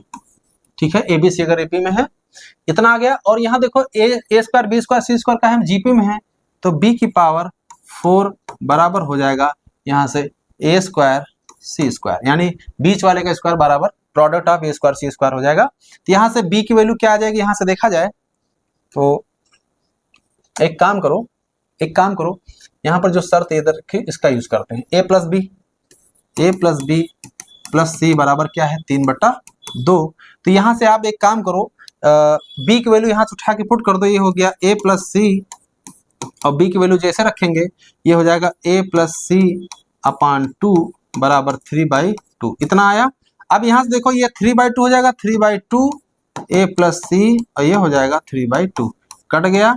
a+c की वैल्यू क्या आ गई 1 आ गई। a+c बराबर आ गया यहाँ से a+c 1 आ गया है। इसको आप देख लीजिए ठीक है इतना रिजल्ट आ गया है। a+c की वैल्यू 1 आ गई है और जब a+c की वैल्यू 1 आ गई तो यहाँ रखेंगे तो यहाँ से बताओ b की वैल्यू 1/2 आ गई कि नहीं आ गई है। देखो जैसे यहाँ रखेंगे b बराबर तो यहाँ 1/2 आ जाए तो यहाँ पर b की वैल्यू 1/2 दिया है ना तो a की पावर 2 और c की पावर 2 की वैल्यू क्या होगी देखिए यहाँ से c बराबर a स्क्वायर और c स्क्वायर बराबर क्या आ जाएगा जैसे 1/2 रखोगे तो 1 यहाँ से 16 हो जाएगा। क्लियर है। तो ये रही बातें ये सारी चीजें जो दी हुई थी हमने सब यहाँ पर नोट कर दिया है। थोड़ा सा और दिमाग लगाओ यहाँ से देखो AC की वैल्यू क्या आएगी AC की वैल्यू आएगी +-1/4। क्लियर है। यहाँ से AC बराबर +-1/4 आएगा। अब क्वेश्चन ये है कि AC की वैल्यू प्लस का 1/4 लेना है या -1/4 लेना है। हम दोनों वैल्यू चेक करेंगे। सबसे पहले केस फर्स्ट ले लेते हैं AC बराबर 1/4 वाला। क्लियर है। AC बराबर 1/4 वाला तो इसको देखते हैं कैसे करेंगे। तो AC की वैल्यू अगर 1/4 है अब देखो यहाँ पर ध्यान दो a+c की वैल्यू क्या है 1 दिया है। हमें चाहिए क्या है यहाँ से a का मान चाहिए। a का मान निकालने के लिए हमें a का ही समीकरण बना ले। तो देखो यहाँ से c की वैल्यू अगर यहाँ से c की वैल्यू देखा जाए तो ये c की वैल्यू 1/4 वैल्यू आ रही है कि नहीं आ रही है। अगर इस समीकरण रख दें a+c बराबर 1 वाले में तो सीधे सीधे पूरा समीकरण a में कन्वर्ट हो जाता है। सीधे सीधे यहाँ से एक वैल्यू आ जाएगी तो ये हो जाएगा 4a² माइनस का 4a + 1 बराबर 0। क्लियर है। यहां से देखा जाए तो ये लिखा है 2a - 1 का होल स्क्वायर। ये तो हो जाएगा 2a - 1 का होल स्क्वायर बराबर यहाँ से 0 हो जाएगा। a की वैल्यू यहाँ से 1/2 आएगी। a की वैल्यू 1/2 आएगी। और ध्यान दो यहाँ से a की वैल्यू 1/2 आएगी तो c की वैल्यू क्या आएगी। यहाँ से देखो यहाँ से c की वैल्यू क्या आएगी। जैसे c रखेंगे यहाँ से इसी में रख दो ये 1 - 1/2 आ रही है ये भी वैल्यू 1/2 आ रही है यानी a बराबर c बराबर 1/2 आया है। एक बात हमें बताओ इन्होंने शर्त क्या दे रखी है a का मान b से छोटा है b का मान c से छोटा है यानी ये तीनों बराबर नहीं है और यहाँ पर मान आ गया है a बराबर c आ गया है। अगर ये शर्त ना लिखते तो हमारा आंसर a और c यानी a निकल आया था 1/2। तो इसमें वैसे भी 1/2 है नहीं तो यहाँ पर हम ये केस नहीं ले सकते। इसका मतलब AC की वैल्यू +1/4 नहीं ले सकते हैं। तो दूसरा केस क्या है केस सेकंड देख लेते हैं। AC की वैल्यू -1/4 देख लेते हैं तो C की वैल्यू क्या आ जाएगी यहाँ से -1/4a। इस बार वैल्यू a+c में वैल्यू रख देते हैं सीधे ये हो जाएगा a - 1/4a बराबर 1 तो ये हो जाएगा 4a² ये माइनस का 4a इसको इधर लाइए ये आ जाएगा -1 बराबर 0। ठीक है वो -1 हो गया। ठीक है यहाँ से आ गया। अब इसका एक काम करिए इसका फैक्टराइजेशन तो होगा ना सीधा चला इससे लगा लीजिए a बराबर हो जाएगा -b यानी 4 यहाँ से। ठीक है 4 हो जाएगा -b +-√b² - 4ac हो जाएगा 16 -4 इंटू ये हो जाएगा प्लस का 4 हो जाएगा ना ये माइनस माइनस प्लस हो जाएगा। ठीक है तो एक काम करो ये प्लस कर दो इसको अपान 2a 2 × 4 इतना आया तो यहाँ देखो ये 4 × 16 ये हो जाएगा 32 हो जाएगा यानी 4 बाहर कर दो सीधे 4 + 4√2 ये अपान में हो जाएगा 2 × 4। ध्यान दो 4 अगर काम 4 देखो ऊपर नीचे कट रहा है तो 1 +-√2 अपान में यहाँ से क्या आ जाएगा देखो यहाँ से ये आ जाएगा अपान में 2। क्लियर है ये आ गया a। तो देखो अब हमारा आंसर मैच कर रहा है 1 + √2/2 एक आ रहा है 1 - √2/2 यहाँ से देखो कौन सा मैच कर रहा है। यहाँ से ध्यान दो यहाँ से ये देखो 1/2 एक तो ये मिल रहा है ये देखो दोनों में यहाँ पर है तो देख लीजिए देखो यहाँ पे 1/√3 यहाँ √3 नहीं है तो ये देखो 1/2 ये आ जाएगा। अगर माइनस ले ले यहाँ से तो 1/2 माइनस √2/2 आ जाएगा तो 1/√2 यहाँ से आ जाएगा। ठीक है आप देखिए यहाँ से ध्यान दो थोड़ा सा इसको यहाँ से अगर हम माइनस ले लें तो ये आ जाएगा 1/2 और माइनस का √2/2 आ जाएगा तो इसको काट देंगे ये 1/√2 हो जाएगा तो 1/2 माइनस 1/√2 ये डी इसका आंसर हो गया। टीजीटी परीक्षा 2004 का क्वेश्चन था। ये क्वेश्चन थोड़ा सा थ्योरिकल क्वेश्चन था इसलिए इसमें समय लगा है। ठीक है इस तरह के क्वेश्चन देखो या तो आपको एक चीज पता है पूरे पेपर में आपको सारे क्वेश्चन 100% कौन पेपर सॉल्व करके सिलेक्शन लेता है। बहुत से क्वेश्चन ऐसे होंगे, 10-5 क्वेश्चन तो ऐसे पूरे पेपर में रहते ही रहते हैं जिसको समय लगता है। तो आपको मैं सजेशन दूंगा, इस क्वेश्चन को छूने की जरूरत नहीं, इस क्वेश्चन को आपको सबसे लास्ट में करने की जरूरत है। इस पे आप मार्क लगा लो। आप ऐसा देखो, पेपर में क्या करते हैं, मार्क लगाते हैं। होता यह है कि पेपर एक बार जब आप देखते हो, पूरा पेपर लगाते चले जाते हो, कुछ क्वेश्चन ऐसे होते हैं लगता है कि क्वेश्चन आएगा ही नहीं हमसे, हम चाहे जितनी हमको थ्योरी आती हो प्रेजेंट में, तो उस क्वेश्चन को तो आपको छूना ही नहीं, क्योंकि उसको हम बाद में भी सॉल्व करेंगे जब उसकी थ्योरियां नहीं क्लियर है। और कुछ क्वेश्चन ऐसे होते हैं हमें रूल पता है, सब कुछ पता है, लेकिन लगाएंगे तो 2 मिनट 3 मिनट लग जाएगा। तो ऐसे क्वेश्चन को हम मार्क लगा करके छोड़ देते हैं लास्ट में, जब पहले उन सारे क्वेश्चन को हल करते हैं जो विद इन मिनट क्वेश्चन लग जाते हैं, पहले उनको सारे हल कर लीजिए। उसके बाद जब समय बचता है तो दोबारा रिपीट करते हैं। तो रिपीट करने में अब आप ढूंढोगे कौन कौन से क्वेश्चन है, तो क्वेश्चन में कोई ना कोई एक अपना मार्क डिसाइड कर लीजिए, स्टार बना लीजिए या कोई ऐसा सिंबल बना दीजिए कि इस क्वेश्चन को हम बाद में हल कर सकते हैं। तो ताकि जब वापस से दोबारा पन्ना पलटो क्वेश्चन पेपर का, तो वहां पर आपको पता चल जाए हाँ ये क्वेश्चन उस समय जब पढ़ा था तो ये क्वेश्चन हमसे लग सकता था। तो उसमें क्या होगा कि बाद में दोबारा ढूंढने की जरूरत नहीं पड़ेगी, बाद में जो 5-10 मिनट का समय बचता है उसमें आपके वो क्वेश्चन हल होंगे। ठीक है, तो ये क्वेश्चन उसी तरह का होता है। ये क्वेश्चन लेंदी है, ये समय लगने वाला क्वेश्चन है ये, लेकिन थोड़ा सा प्रोसेस हमने यूज किया है। देखिए यहाँ केसेस लग रहे हैं, हो सकता है ये केसेस आप उठा लो। माइनस वाला कौन लेके चलेगा, प्लस वाला उठाएगा, तो प्लस माइनस हमने आपको दिखा दिया है ना। तो ये क्वेश्चन लेंदी क्वेश्चन है। या फिर भाई अगर आप यही क्वेश्चन भाई एक चीज, अब ये देखो यही क्वेश्चन अगर आ गया तो आंसर रटे रहो, डी आंसर उड़ा दो, या तो रटे बैठे हो, लेकिन रिपीट हो कोई जरूरी नहीं। 2004 के बाद अभी तक आए नहीं क्वेश्चन दोबारा, है ना। चलिए आगे बढ़ते हैं। लिखा है 1/log x बेस है, ठीक है, plus 1/log x base c लिखा है, बराबर है 2/log x बेस b लिखा है। इस क्वेश्चन को कैसे हल किया जाएगा, कैसे हैंडल करेंगे, ध्यान दो इस क्वेश्चन को। अगर थोड़ा सा ध्यान दो, इसका सीधे सीधे आंसर बी हो रहा है जीपी में। ऐसा क्यों हो रहा है, हमने आपको एक बताया था, अगर एबीसी आर इन जीपी में है तो हमने बताया था log a log b log c are in AP, होगा कि नहीं होगा। अगर एबीसी जीपी में है तो log a log b c आपका एपी में होगा, ठीक है। लेकिन इसके अलावा एक रिजल्ट और आपको याद रखना, नया रिजल्ट है, अगर ये तीनों बेस में लटक जाए, log a log b और ये log c, और यहां पर एक कोई नंबर लगा दे, एक्स वाई जेड कुछ भी ले लें, एक्स वाई जेड कुछ भी ले लें, तो ध्यान रखना ये काहे में होंगे, आर इन एचपी में होंगे। ये चीज ध्यान रखना, रूल समझ में आया।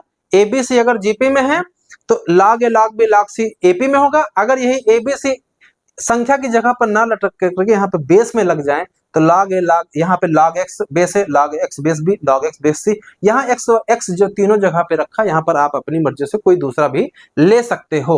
तो ये आपका किस में होगा, एचपी में होगा। तो सेम देखो यहाँ पर एबीसी आपको पता है दिख रहा है ना, ये 1/, ये आपका दिख रहा है log x log, देखो log x बेस है, log x base c, log यहाँ log x बेस b लिखा है ना। तो ये आपका देखो ये log x बेस है, log x base b log x base c, ये आपका एचपी में दिया है। क्या हम दिया है, log x base a log x base b log x base c, ये कहाँ में है, एचपी में है। यानी ये लाइन लिखी हुई है, इसका मतलब वापस से अगर हम वापस जाएंगे तो हमारे एबीसी काहे में होंगे, जीपी में ही होंगे, तभी तो ये आंसर आया। तो ये चीजें आपको रट के बैठनी है, पीजीटी परीक्षा 2002 का क्वेश्चन है, लेकिन फिर भी मैं आपको तरीका बता दे रहा हूं क्वेश्चन को कैसे हल करेंगे। ठीक है, यहां से देखिएगा, आप हमें एक बात बताइए, यहां पर आप इसको ऊपर भेज दो तो ये हो जाएगा log a base x plus log c base x plus log b base x हो जाएगा ना। भाई ये जब उल्टा करते हैं तो जो बेस होता है संख्या बन जाती है, संख्या बेस में कन्वर्ट हो जाती है। तो यहाँ log m प्लस n लिखा, log m इंटू n कर दीजिए, इंटू ac हो जाएगा।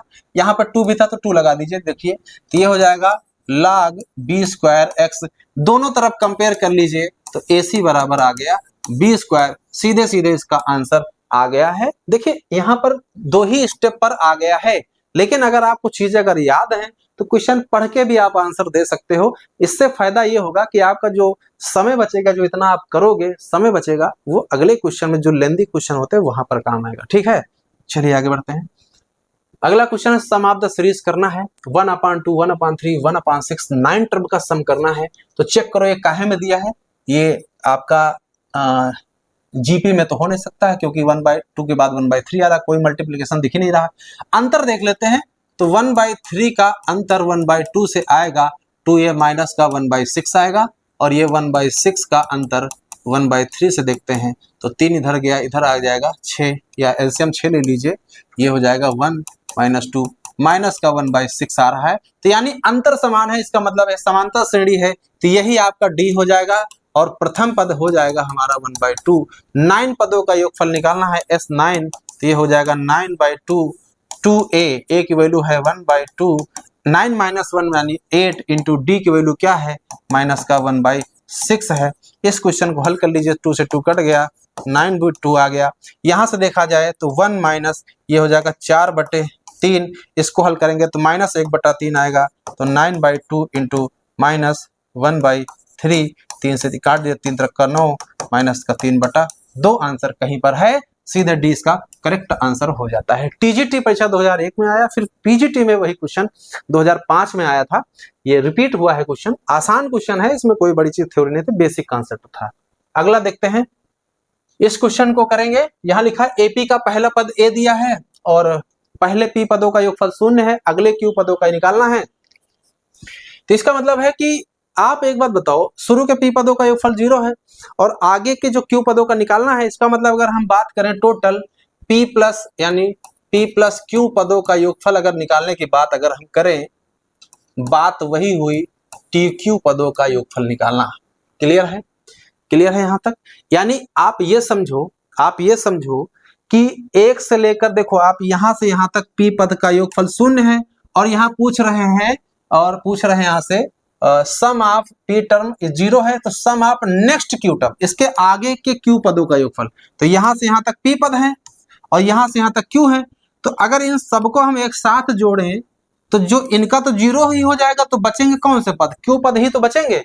तो चाहे हम क्यू पदों का योगफल निकालें, चाहे पी प्लस क्यू पदों का योगफल निकालें, बात तो सेम है। ये बात समझ में आई आपको? अगर ये बात समझ में आ गई है तो टी क्यू बराबर यहाँ सूत्र लगा दीजिए, P plus Q upon 2 in bracket 2a, प्रथम पद दिया ही है ना, यहाँ पर a दिया ही था, यहाँ से हो जाएगा p plus Q minus 1 into D. अब रही बात d निकालो, सीधे हमारा आंसर हो जाएगा। d कैसे निकलेगा? प्रथम p पदों का योगफल 0 है, यानी sp बराबर 0, तो यहाँ से हो जाएगा p/2, तो 2a plus p minus 1 into D बराबर 0। तो d की वैल्यू सीधे यहाँ से आ जाएगी माइनस का 2a अपॉन p माइनस 1। तो यही वैल्यू आप यहाँ यूज कर लीजिए, आपका आंसर आ जाएगा टी क्यू। ये क्लियर है? तो ये हो गया p plus Q upon 2 in bracket 2a, यहाँ से हो जाएगा p plus Q minus 1 into में यहाँ से क्या आ रहा था, माइनस का 2a अपॉन में क्या दिख रहा है, p माइनस 1। क्लियर है? p माइनस 1 यहाँ से देखा जाए तो 2a यहाँ से बाहर हो रहा है, तो उसको बाहर कर दीजिए, तो ये हो जाएगा 2a in bracket p plus Q upon में 2 पहले से था, और यहाँ से देखो ये आ गया p माइनस 1, और ये माइनस का अंदर गुणा कर दिया, माइनस का क्यू प्लस का 1 अपॉन में p माइनस 1 चल रहा है, 2 से 2 कट गया। देखो लगभग यहाँ से देखो कुछ कट रहा है क्या, यहाँ से कट गया, 1 से 1 कट गया, ये माइनस का क्यू आ रहा है, माइनस का ए क्यू ऊपर बच रहा है, कहीं पर ए क्यू दिख रहा है, सीधे सीधे इसका सी आंसर दिख रहा है। देखो माइनस का ए क्यू और ये रहा p प्लस p, नीचे p माइनस 1, सीधे मैच कर रहा है ना। यहाँ से आ गया माइनस का ए क्यू ब्रैकेट में p प्लस क्यू अपान में p माइनस 1, सीधे सीधे इसका सी आंसर करेक्ट हो गया। ठीक है, थोड़ा ये स्टेप जो हमने यहाँ पर ये चीज बताई थी, ये थोड़ी ट्रिकी थी, ये आपको कैसे पकड़ना, ये पकड़ लो, सीधे आप रख के पुट करोगे, सीधे आंसर इसका आ जाएगा। 1 से 1.5 मिनट लगेगा, समय लेगा ये। अगला क्वेश्चन e की पावर x बराबर लिखा है y plus under root 1 plus Y square. हमें y चाहिए, क्या चाहिए? y। तो देखो e की पावर x, e की पावर माइनस दे रखा हुआ है, तो एक बात बताओ, e की पावर x की वैल्यू है, इसकी वैल्यू दिया है 1 plus under root 1 plus Y square. हम आपसे कहें e की पावर माइनस x की वैल्यू क्या होगी, तो ये हो जाएगी 1 upon Y plus under root 1 plus Y square. अगर इसको हम कांजुगेट से गुणा करते हैं, तो ये हो जाएगा y माइनस, ये हो जाएगा under root 1 plus Y square, नीचे आ जाएगा y square minus 1 plus Y square. ठीक है, कांजुगेट से गुणा करेंगे तो नीचे a square minus b square हो जाएगा, ये रूट खत्म हो जाएगा, माइनस का, तो ये वाई स्क्वायर कट गया, यहाँ -1 बचा, इसको इधर भेज दीजिए, माइनस e की पावर -x, ये बराबर हो जाएगा y minus √1 plus Y square. ये समीकरण 1 है, ये समीकरण 2 है, दोनों को ऐड कर दीजिए। जैसे ही 1 + 2 करेंगे तो आपका ये दोनों कट जाएगा, 2y बचेगा, इधर से 2y बचेगा, इधर से बचेगा e की पावर x माइनस e की पावर -x, 2 को अपान भेज दीजिए, e की पावर x, e की पावर -x अपान 2, y की वैल्यू सीधे आ जाएगी, कहीं पर दिख रहा है e की पावर x माइनस e की पावर, सीधे सीधे इसका बी आंसर करेक्ट हो जाता है। टीजीटी परीक्षा 2009 का क्वेश्चन था, आसान क्वेश्चन था, इसमें कोई बड़ी चीज नहीं थी। चलिए आगे बढ़ते हैं। एबीसी काहे में है, जीपी में है, तो log a log 10 काहे में होंगे। देखिए आपको अगर ध्यान हो, ये चीज हमने अभी आपको ये थ्योरी बताई कि नहीं बताई। एबीसी अगर जीपी में है तो log a log b log c काहे में होंगे, एपी में होंगे। लेकिन अगर यही एबीसी अगर बेस में लटक जाए और यहाँ पर एक कोई नंबर आ जाए तो ये काहे में होंगे, सीधे सीधे एचपी में होंगे। इतना आसान क्वेश्चन था, वही थ्योरी देखिए रिपीट हो गई ना। हमने आपसे क्या कहा, थ्योरी रिपीट होती है, थ्योरी अगर आप रिलेट कर ले जाते हो, एबीसी अगर जीपी में है, अगर यहाँ log a log b log c होता तो ये एपी में हो जाता, लेकिन ये बेस में लटक गया log a log b log c और ये ऊपर टर्न हो गया तो ये आपका एसपी में हो गया। रख के चेक कर लेना आप, आंसर तब भी मैच कर जाएगा, है ना। ये आपका टीजीटी परीक्षा 2001 का क्वेश्चन था। चलिए आगे बढ़िए। अगला है 3 + 9/4 + 27/16 इनफाइनाइट टर्म का योग करना है। कैसे करेंगे, यहाँ से देखिए रेशियो इनफाइनाइट टर्म का सम है, तो जाहिर सी बात है बिना सोचे समझे आप दिमाग लगाओगे जीपी है, क्योंकि एपी के इनफाइनाइट टर्म का सम कैसे निकालोगे, वो अनंत तक चला जाएगा।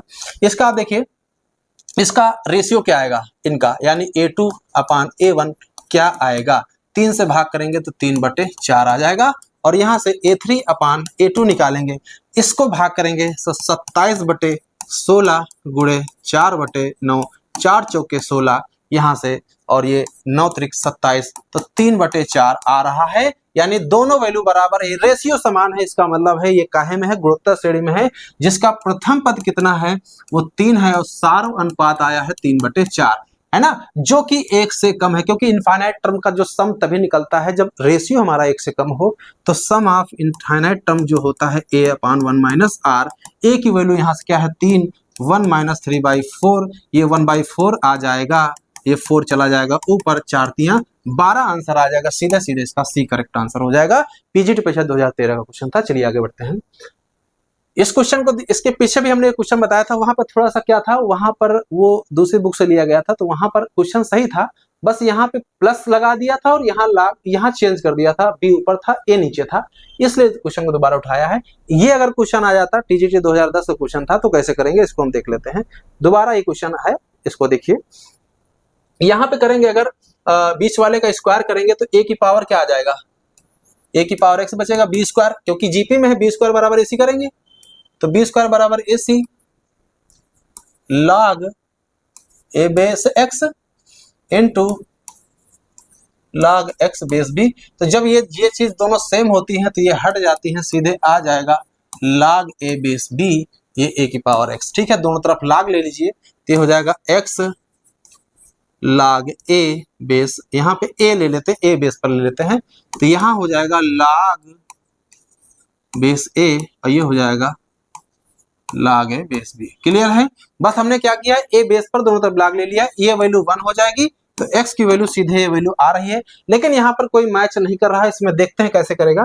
देखो यहाँ पर इन दोनों में रिलेट हो रहा है, देखिए यहाँ पर a है, यहाँ पर है, ये बेस b है, यहाँ a लिखा ना, देखो ध्यान से देखो ना, यहाँ से ये log बेस a है यहाँ पे और यहाँ बेस b है, तो एक तो सिंपल सा ये है, और यहाँ देखो बेस b है, यहाँ क्या है a है, यहाँ ऊपर वाला देखो, यहाँ बेस बी है, यहाँ ए वाला पूरा मैच कर रहा है, देखो ऊपर वाला, ये सब कुछ सेम लिखा हुआ है, बस यहाँ माइनस यहाँ प्लस है, इसका मतलब ए आंसर हमारा नहीं होगा, क्योंकि ये अगर होता तो यहाँ माइनस के साथ आ जाता, है ना। तो आंसर चांसेस पूरे के पूरे बी पर हैं। कैसे हैं वो हम आपको दिखा सकते हैं। log बेस है, इसको हम क्या लिख सकते हैं, 1/log a base A, log b base A कर सकते हैं। देखो यहाँ पर बेस ए बनाना था, ये कर दिया हमने, इतना कर दिया, क्योंकि 1 करते हैं तो बेस संख्या बन जाती है, संख्या बेस बन जाता है। अब यहाँ इस क्वेश्चन को देखिए, इसको ले सकते हैं, log b base a whole power -1, ऊपर जाएगा तो घात माइनस में हो जाएगी, और ये माइनस पहले आ जाएगा, तो ये सीधे हो जाएगा माइनस का log बेस a, और यहाँ क्या बचेगा log b बेस a। तो सीधे सीधे हमारा आंसर कौन सा मैच कर रहा है? बी आंसर सीधे सीधे मैच कर जा रहा है। क्लियर है? ये टीजीटी परीक्षा 2010 का, इसका पिछले क्वेश्चन में ऑप्शन थोड़ा सा कुछ मिस्टेक लग रहे थे वो, तो यहाँ पर हमने इसको दोबारा इसलिए बता दिया। ठीक है, चलिए आगे बढ़ते हैं। अगला क्वेश्चन देखिए, यहाँ लिखा है सिग्मा r 0 से इन्फिनिटी r की पावर n बराबर s है। तो याद रखो ये जीपी है, इसको ध्यान दो, r की पावर 0 की वैल्यू रखेंगे तो ये 1 आ जाएगा, r आ जाएगा, r स्क्वायर आ जाएगा, और एंड सो ऑन ये वैल्यू s दिया है, तो s बराबर हो जाएगा a/1 माइनस r। क्लियर है? अगर देखो यहाँ ध्यान से, देखो ध्यान से, यहाँ से r की वैल्यू क्या निकलेगी, यहाँ से 1 माइनस r बराबर 1/s, तो r बराबर यहाँ से आ जाएगा 1 माइनस 1/s। इतना क्लियर है? ये वैल्यू हम यूज करेंगे, अभी यूज कर लेंगे जब जरूरत पड़ेगी। तो अगला क्या है? अगला r की पावर 0 रखिए, इसकी वैल्यू पूछे हैं सिग्मा r की पावर 2n r की पावर 0 से n, इन्फिनिटी है, 0 से इन्फिनिटी ले लो, तो इसकी वैल्यू जैसे 1 रखेंगे तो 1 plus r square plus r की पावर 4 एंड सो ऑन चलेगा। इसका भी a/1 माइनस r कर देंगे तो 1 माइनस r स्क्वायर हो जाएगा। यहां तक समझ में आ गया होगा? ठीक है, इसको कैसे करते हैं इसको देखते हैं।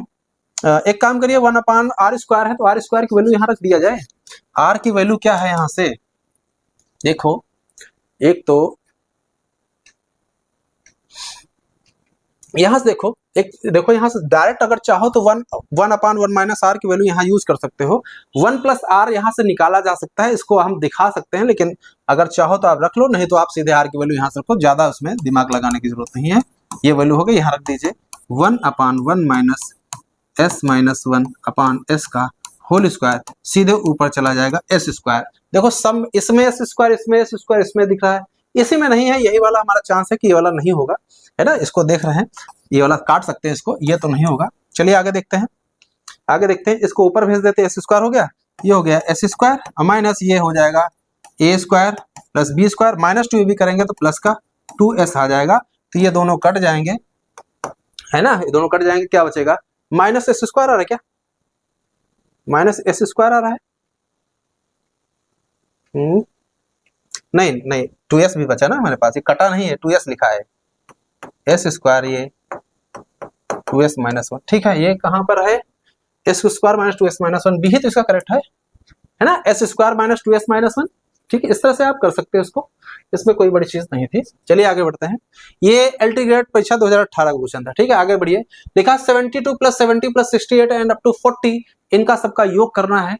इस क्वेश्चन को कैसे करते हैं? तो सबसे मेन चीज है, इसका प्रथम पद और अंतिम पद दे रखा है, तो अंत वही n पदों का योगफल निकालना है, तो Sn बराबर होता है n/2 a प्लस l।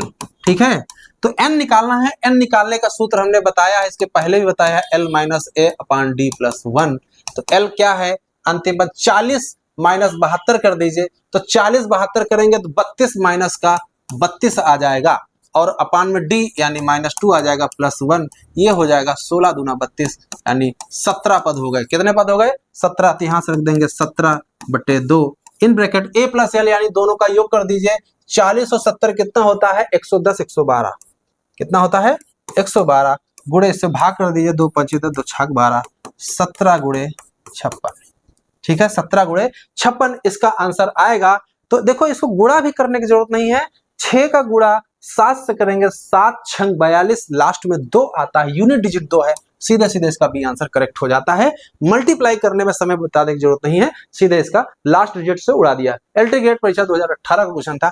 तो इस क्वेश्चन को करने का तरीका, एक तो सूत्र ये, और ये नंबर ऑफ टर्म निकालने का कांसेप्ट, ये दोनों चीजें आप पता होंगी तो क्वेश्चन बहुत आसानी से लग जाएगा। चलिए अगला क्वेश्चन देखते हैं। अगला क्वेश्चन है 1/7 plus 2/7 square plus 1/7 cube plus 2/7 की पावर 4 अनंत पदों का योगफल ज्ञात करना है। तो एक चीज ध्यान दो, ये 1/7 एक साथ कर लो, 1/7 प्लस ये 1/7 क्यूब प्लस 1/7, आगे मिलेगा 5। ठीक है, एंड सो ऑन। देखा जाए तो बाहर ये जो लिखे हैं ये 2 वाले जाए, इनमें 2 कॉमन ले लीजिए, तो 1/7 स्क्वायर प्लस 1/7 की पावर 4 एंड सो ऑन। ये वैल्यू इसकी फाइंड करनी है, तो ये अनंत पदों का योगफल निकालना है, तो a/1/r हो जाएगा, 1 माइनस r हो जाएगा, तो ये हो जाएगा 1/7/1 माइनस r की वैल्यू है 1/7 का स्क्वायर प्लस 2, यहाँ है 1/7 का स्क्वायर अपान 1 माइनस r है, तो 1 माइनस r 7 का स्क्वायर हो जाएगा, ये हमने डायरेक्ट लिख दिया है। बस इसको सिंप्लीफाई कर लीजिए, क्वेश्चन आ जाएगा।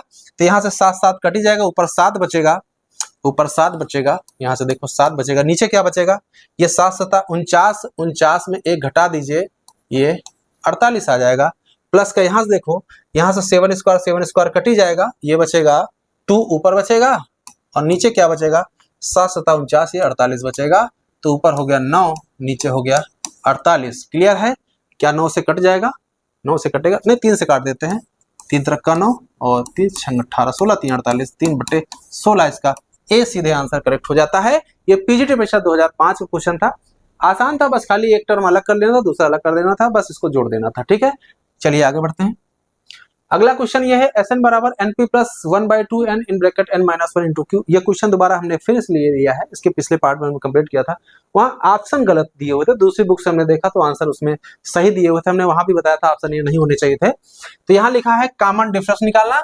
तो कॉमन डिफरेंस निकालने का ट्रिक देखो, एक चीज याद रखो, किसी भी समांतर श्रेणी के n पदों का योगफल जो होता है वो an स्क्वायर प्लस bn ये होता है, जनरल फॉर्म जो होता है। ठीक है, तो ये जो n स्क्वायर का जो गुणांक है उसका दुगना कर दें, वो सार्वांतर होता है, और प्रथम पद निकालना है तो इन दोनों को जोड़ दो, a प्लस बी कर दो तो प्रथम पद आ जाता है। ये इसका रूल होता है, याद रखो, हमेशा ट्रिक होती है।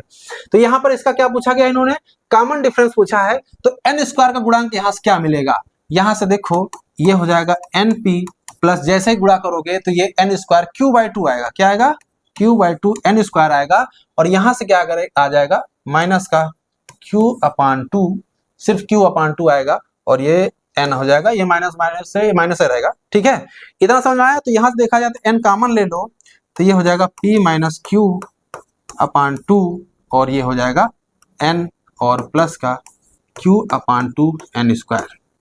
ये देखा जाए तो n में क्वाड्रेटिक है, तो जो n स्क्वायर का गुणांक है इसका दुगुना कर दो तो d आ जाएगा। तो हम आपसे पूछते हैं d क्या होगा, तो सीधे सीधे q/2 का दुगुना कर दो, सीधे सीधे q आ रहा है, तो इसमें कहीं पर भी q नहीं दिया है, तो सीधे सीधे इसका d आंसर करेक्ट हो जाएगा। ट्रिक से अगर लगाना चाहते हैं तो ये n पर वैसे भी डिपेंड नहीं करना चाहिए, क्योंकि d जो है कांस्टेंट वैल्यू, यहाँ पे n दिया है, यहाँ भी n दिया, यहाँ पे दिया है, तो ना ये सही हो सकता था, ना ये हो सकता था, ना ये हो सकता था, सीधे d आंसर करेक्ट हो गया। तो ये आपको सोचना था।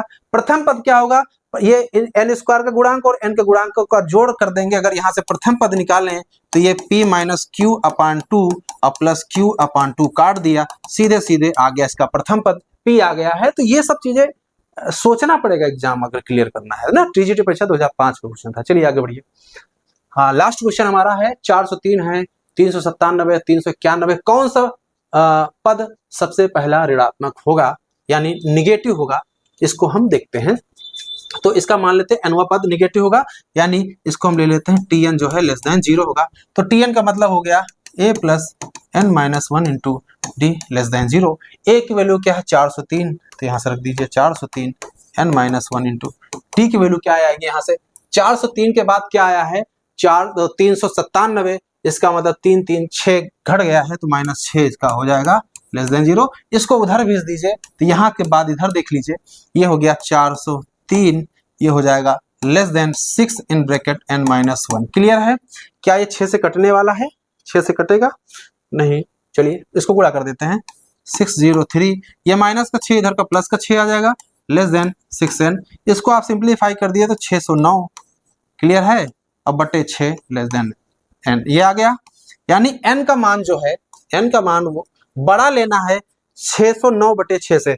तो इसको हल करेंगे तो यहाँ से कितना आ जाएगा, आप देखिए यही आएगा, कुछ गड़बड़ 400 गड़बड़ कर गए, यहाँ से ये 403 है, ऐसा ही कर लो, 403 था ये, तो 400, ये 400 हमारा 409 हो जाएगा। ठीक है, यहाँ से 409/6 कर लीजिएगा।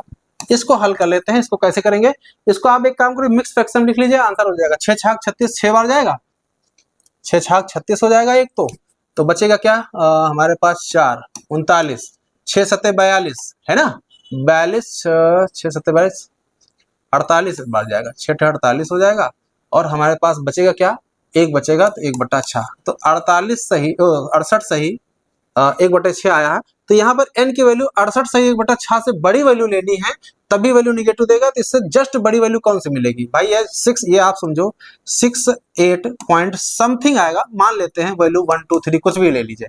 तो इससे बड़ी वैल्यू हमारे पास ऐसी इंटीजर वैल्यू बताओ, क्योंकि पद जो है एक पूर्णांक वैल्यू होती है, ये फ्रैक्शन में नहीं आता है, ये डेसिमल में नहीं आता है। तो इससे जस्ट बड़ी वैल्यू कौन सी मिलेगी? n बराबर सीधे 69 मिलेगा, यानी हमारा आंसर हो जाएगा बी, इसका करेक्ट आंसर हो जाएगा। बात समझ में आई ना? यहाँ से कैसे किया? बस कुछ नहीं करना, यहाँ पर tn लेस देन 0 कर देना था, और जैसे लेस देन 0 करोगे यहाँ पर n इज ग्रेटर देन 409/6 आया, इसको हमने मिक्स फ्रैक्शन कर दिया, 6 से भाग कर दिया, 36 आ गया था, है ना? तो यहाँ से 36 4 49 हो गया था, 6 8 48, है ना? तो 48 हो गया था, एक बच गया था 1/6। तो यहाँ से दिमाग लगाया, इससे वैल्यू हमको बड़ी वैल्यू इंटीजर वैल्यू लेनी है, 68 से दशमलव समथिंग, तो सीधे यहाँ से आ गया 69 आ गया, सीधे n बराबर 69 आ गया। तो ये एनवेस्ट टीजीटी परीक्षा 2016 का क्वेश्चन था, ये आज का हमारा अंतिम क्वेश्चन था। तो आज हमने आपको लगभग 30 क्वेश्चन हमने आपको कंप्लीट करा दिए हैं, ठीक है? 30 क्वेश्चन कंप्लीट कराए हैं। एक एक क्वेश्चन हमने आपको शॉर्टकट भी बताया है कि कैसे क्वेश्चन को हल करते हैं। मेन ये रोल था हमारा कि आपको सिखाना कि कैसे एग्जाम में क्वेश्चन को हम अटेंड करते हैं। तो कई क्वेश्चन ऐसे भी थे जिसमें शॉर्टकट नहीं लग रही थी, कई ज्यादातर क्वेश्चन में लग रही थी, तो ऐसा नहीं एग्जाम में सारे क्वेश्चन में लगेगी। बहुत से क्वेश्चन जो 5 सेकंड में आ जाएंगे, जो वहां का जो 20-30 सेकंड बचता है, तो दूसरे क्वेश्चन वाले में जो होता है वहां जब समय ज्यादा लगता है, तो वहां का टाइम वहां मैनेज हो जाता है। इसी तरह से पेपर हल किया जाता है, ये तरीका होता है, ठीक है? तो आज के लिए इतना रखते हैं, अगले पार्ट में फिर हम जो है आपको कुछ नई ही चीजें बताएंगे, है ना? कोशिश करते हैं आपको चीजें समझ में आई होंगी। तो आज के लिए रखते इतना, मिलते हैं अगले वीडियो।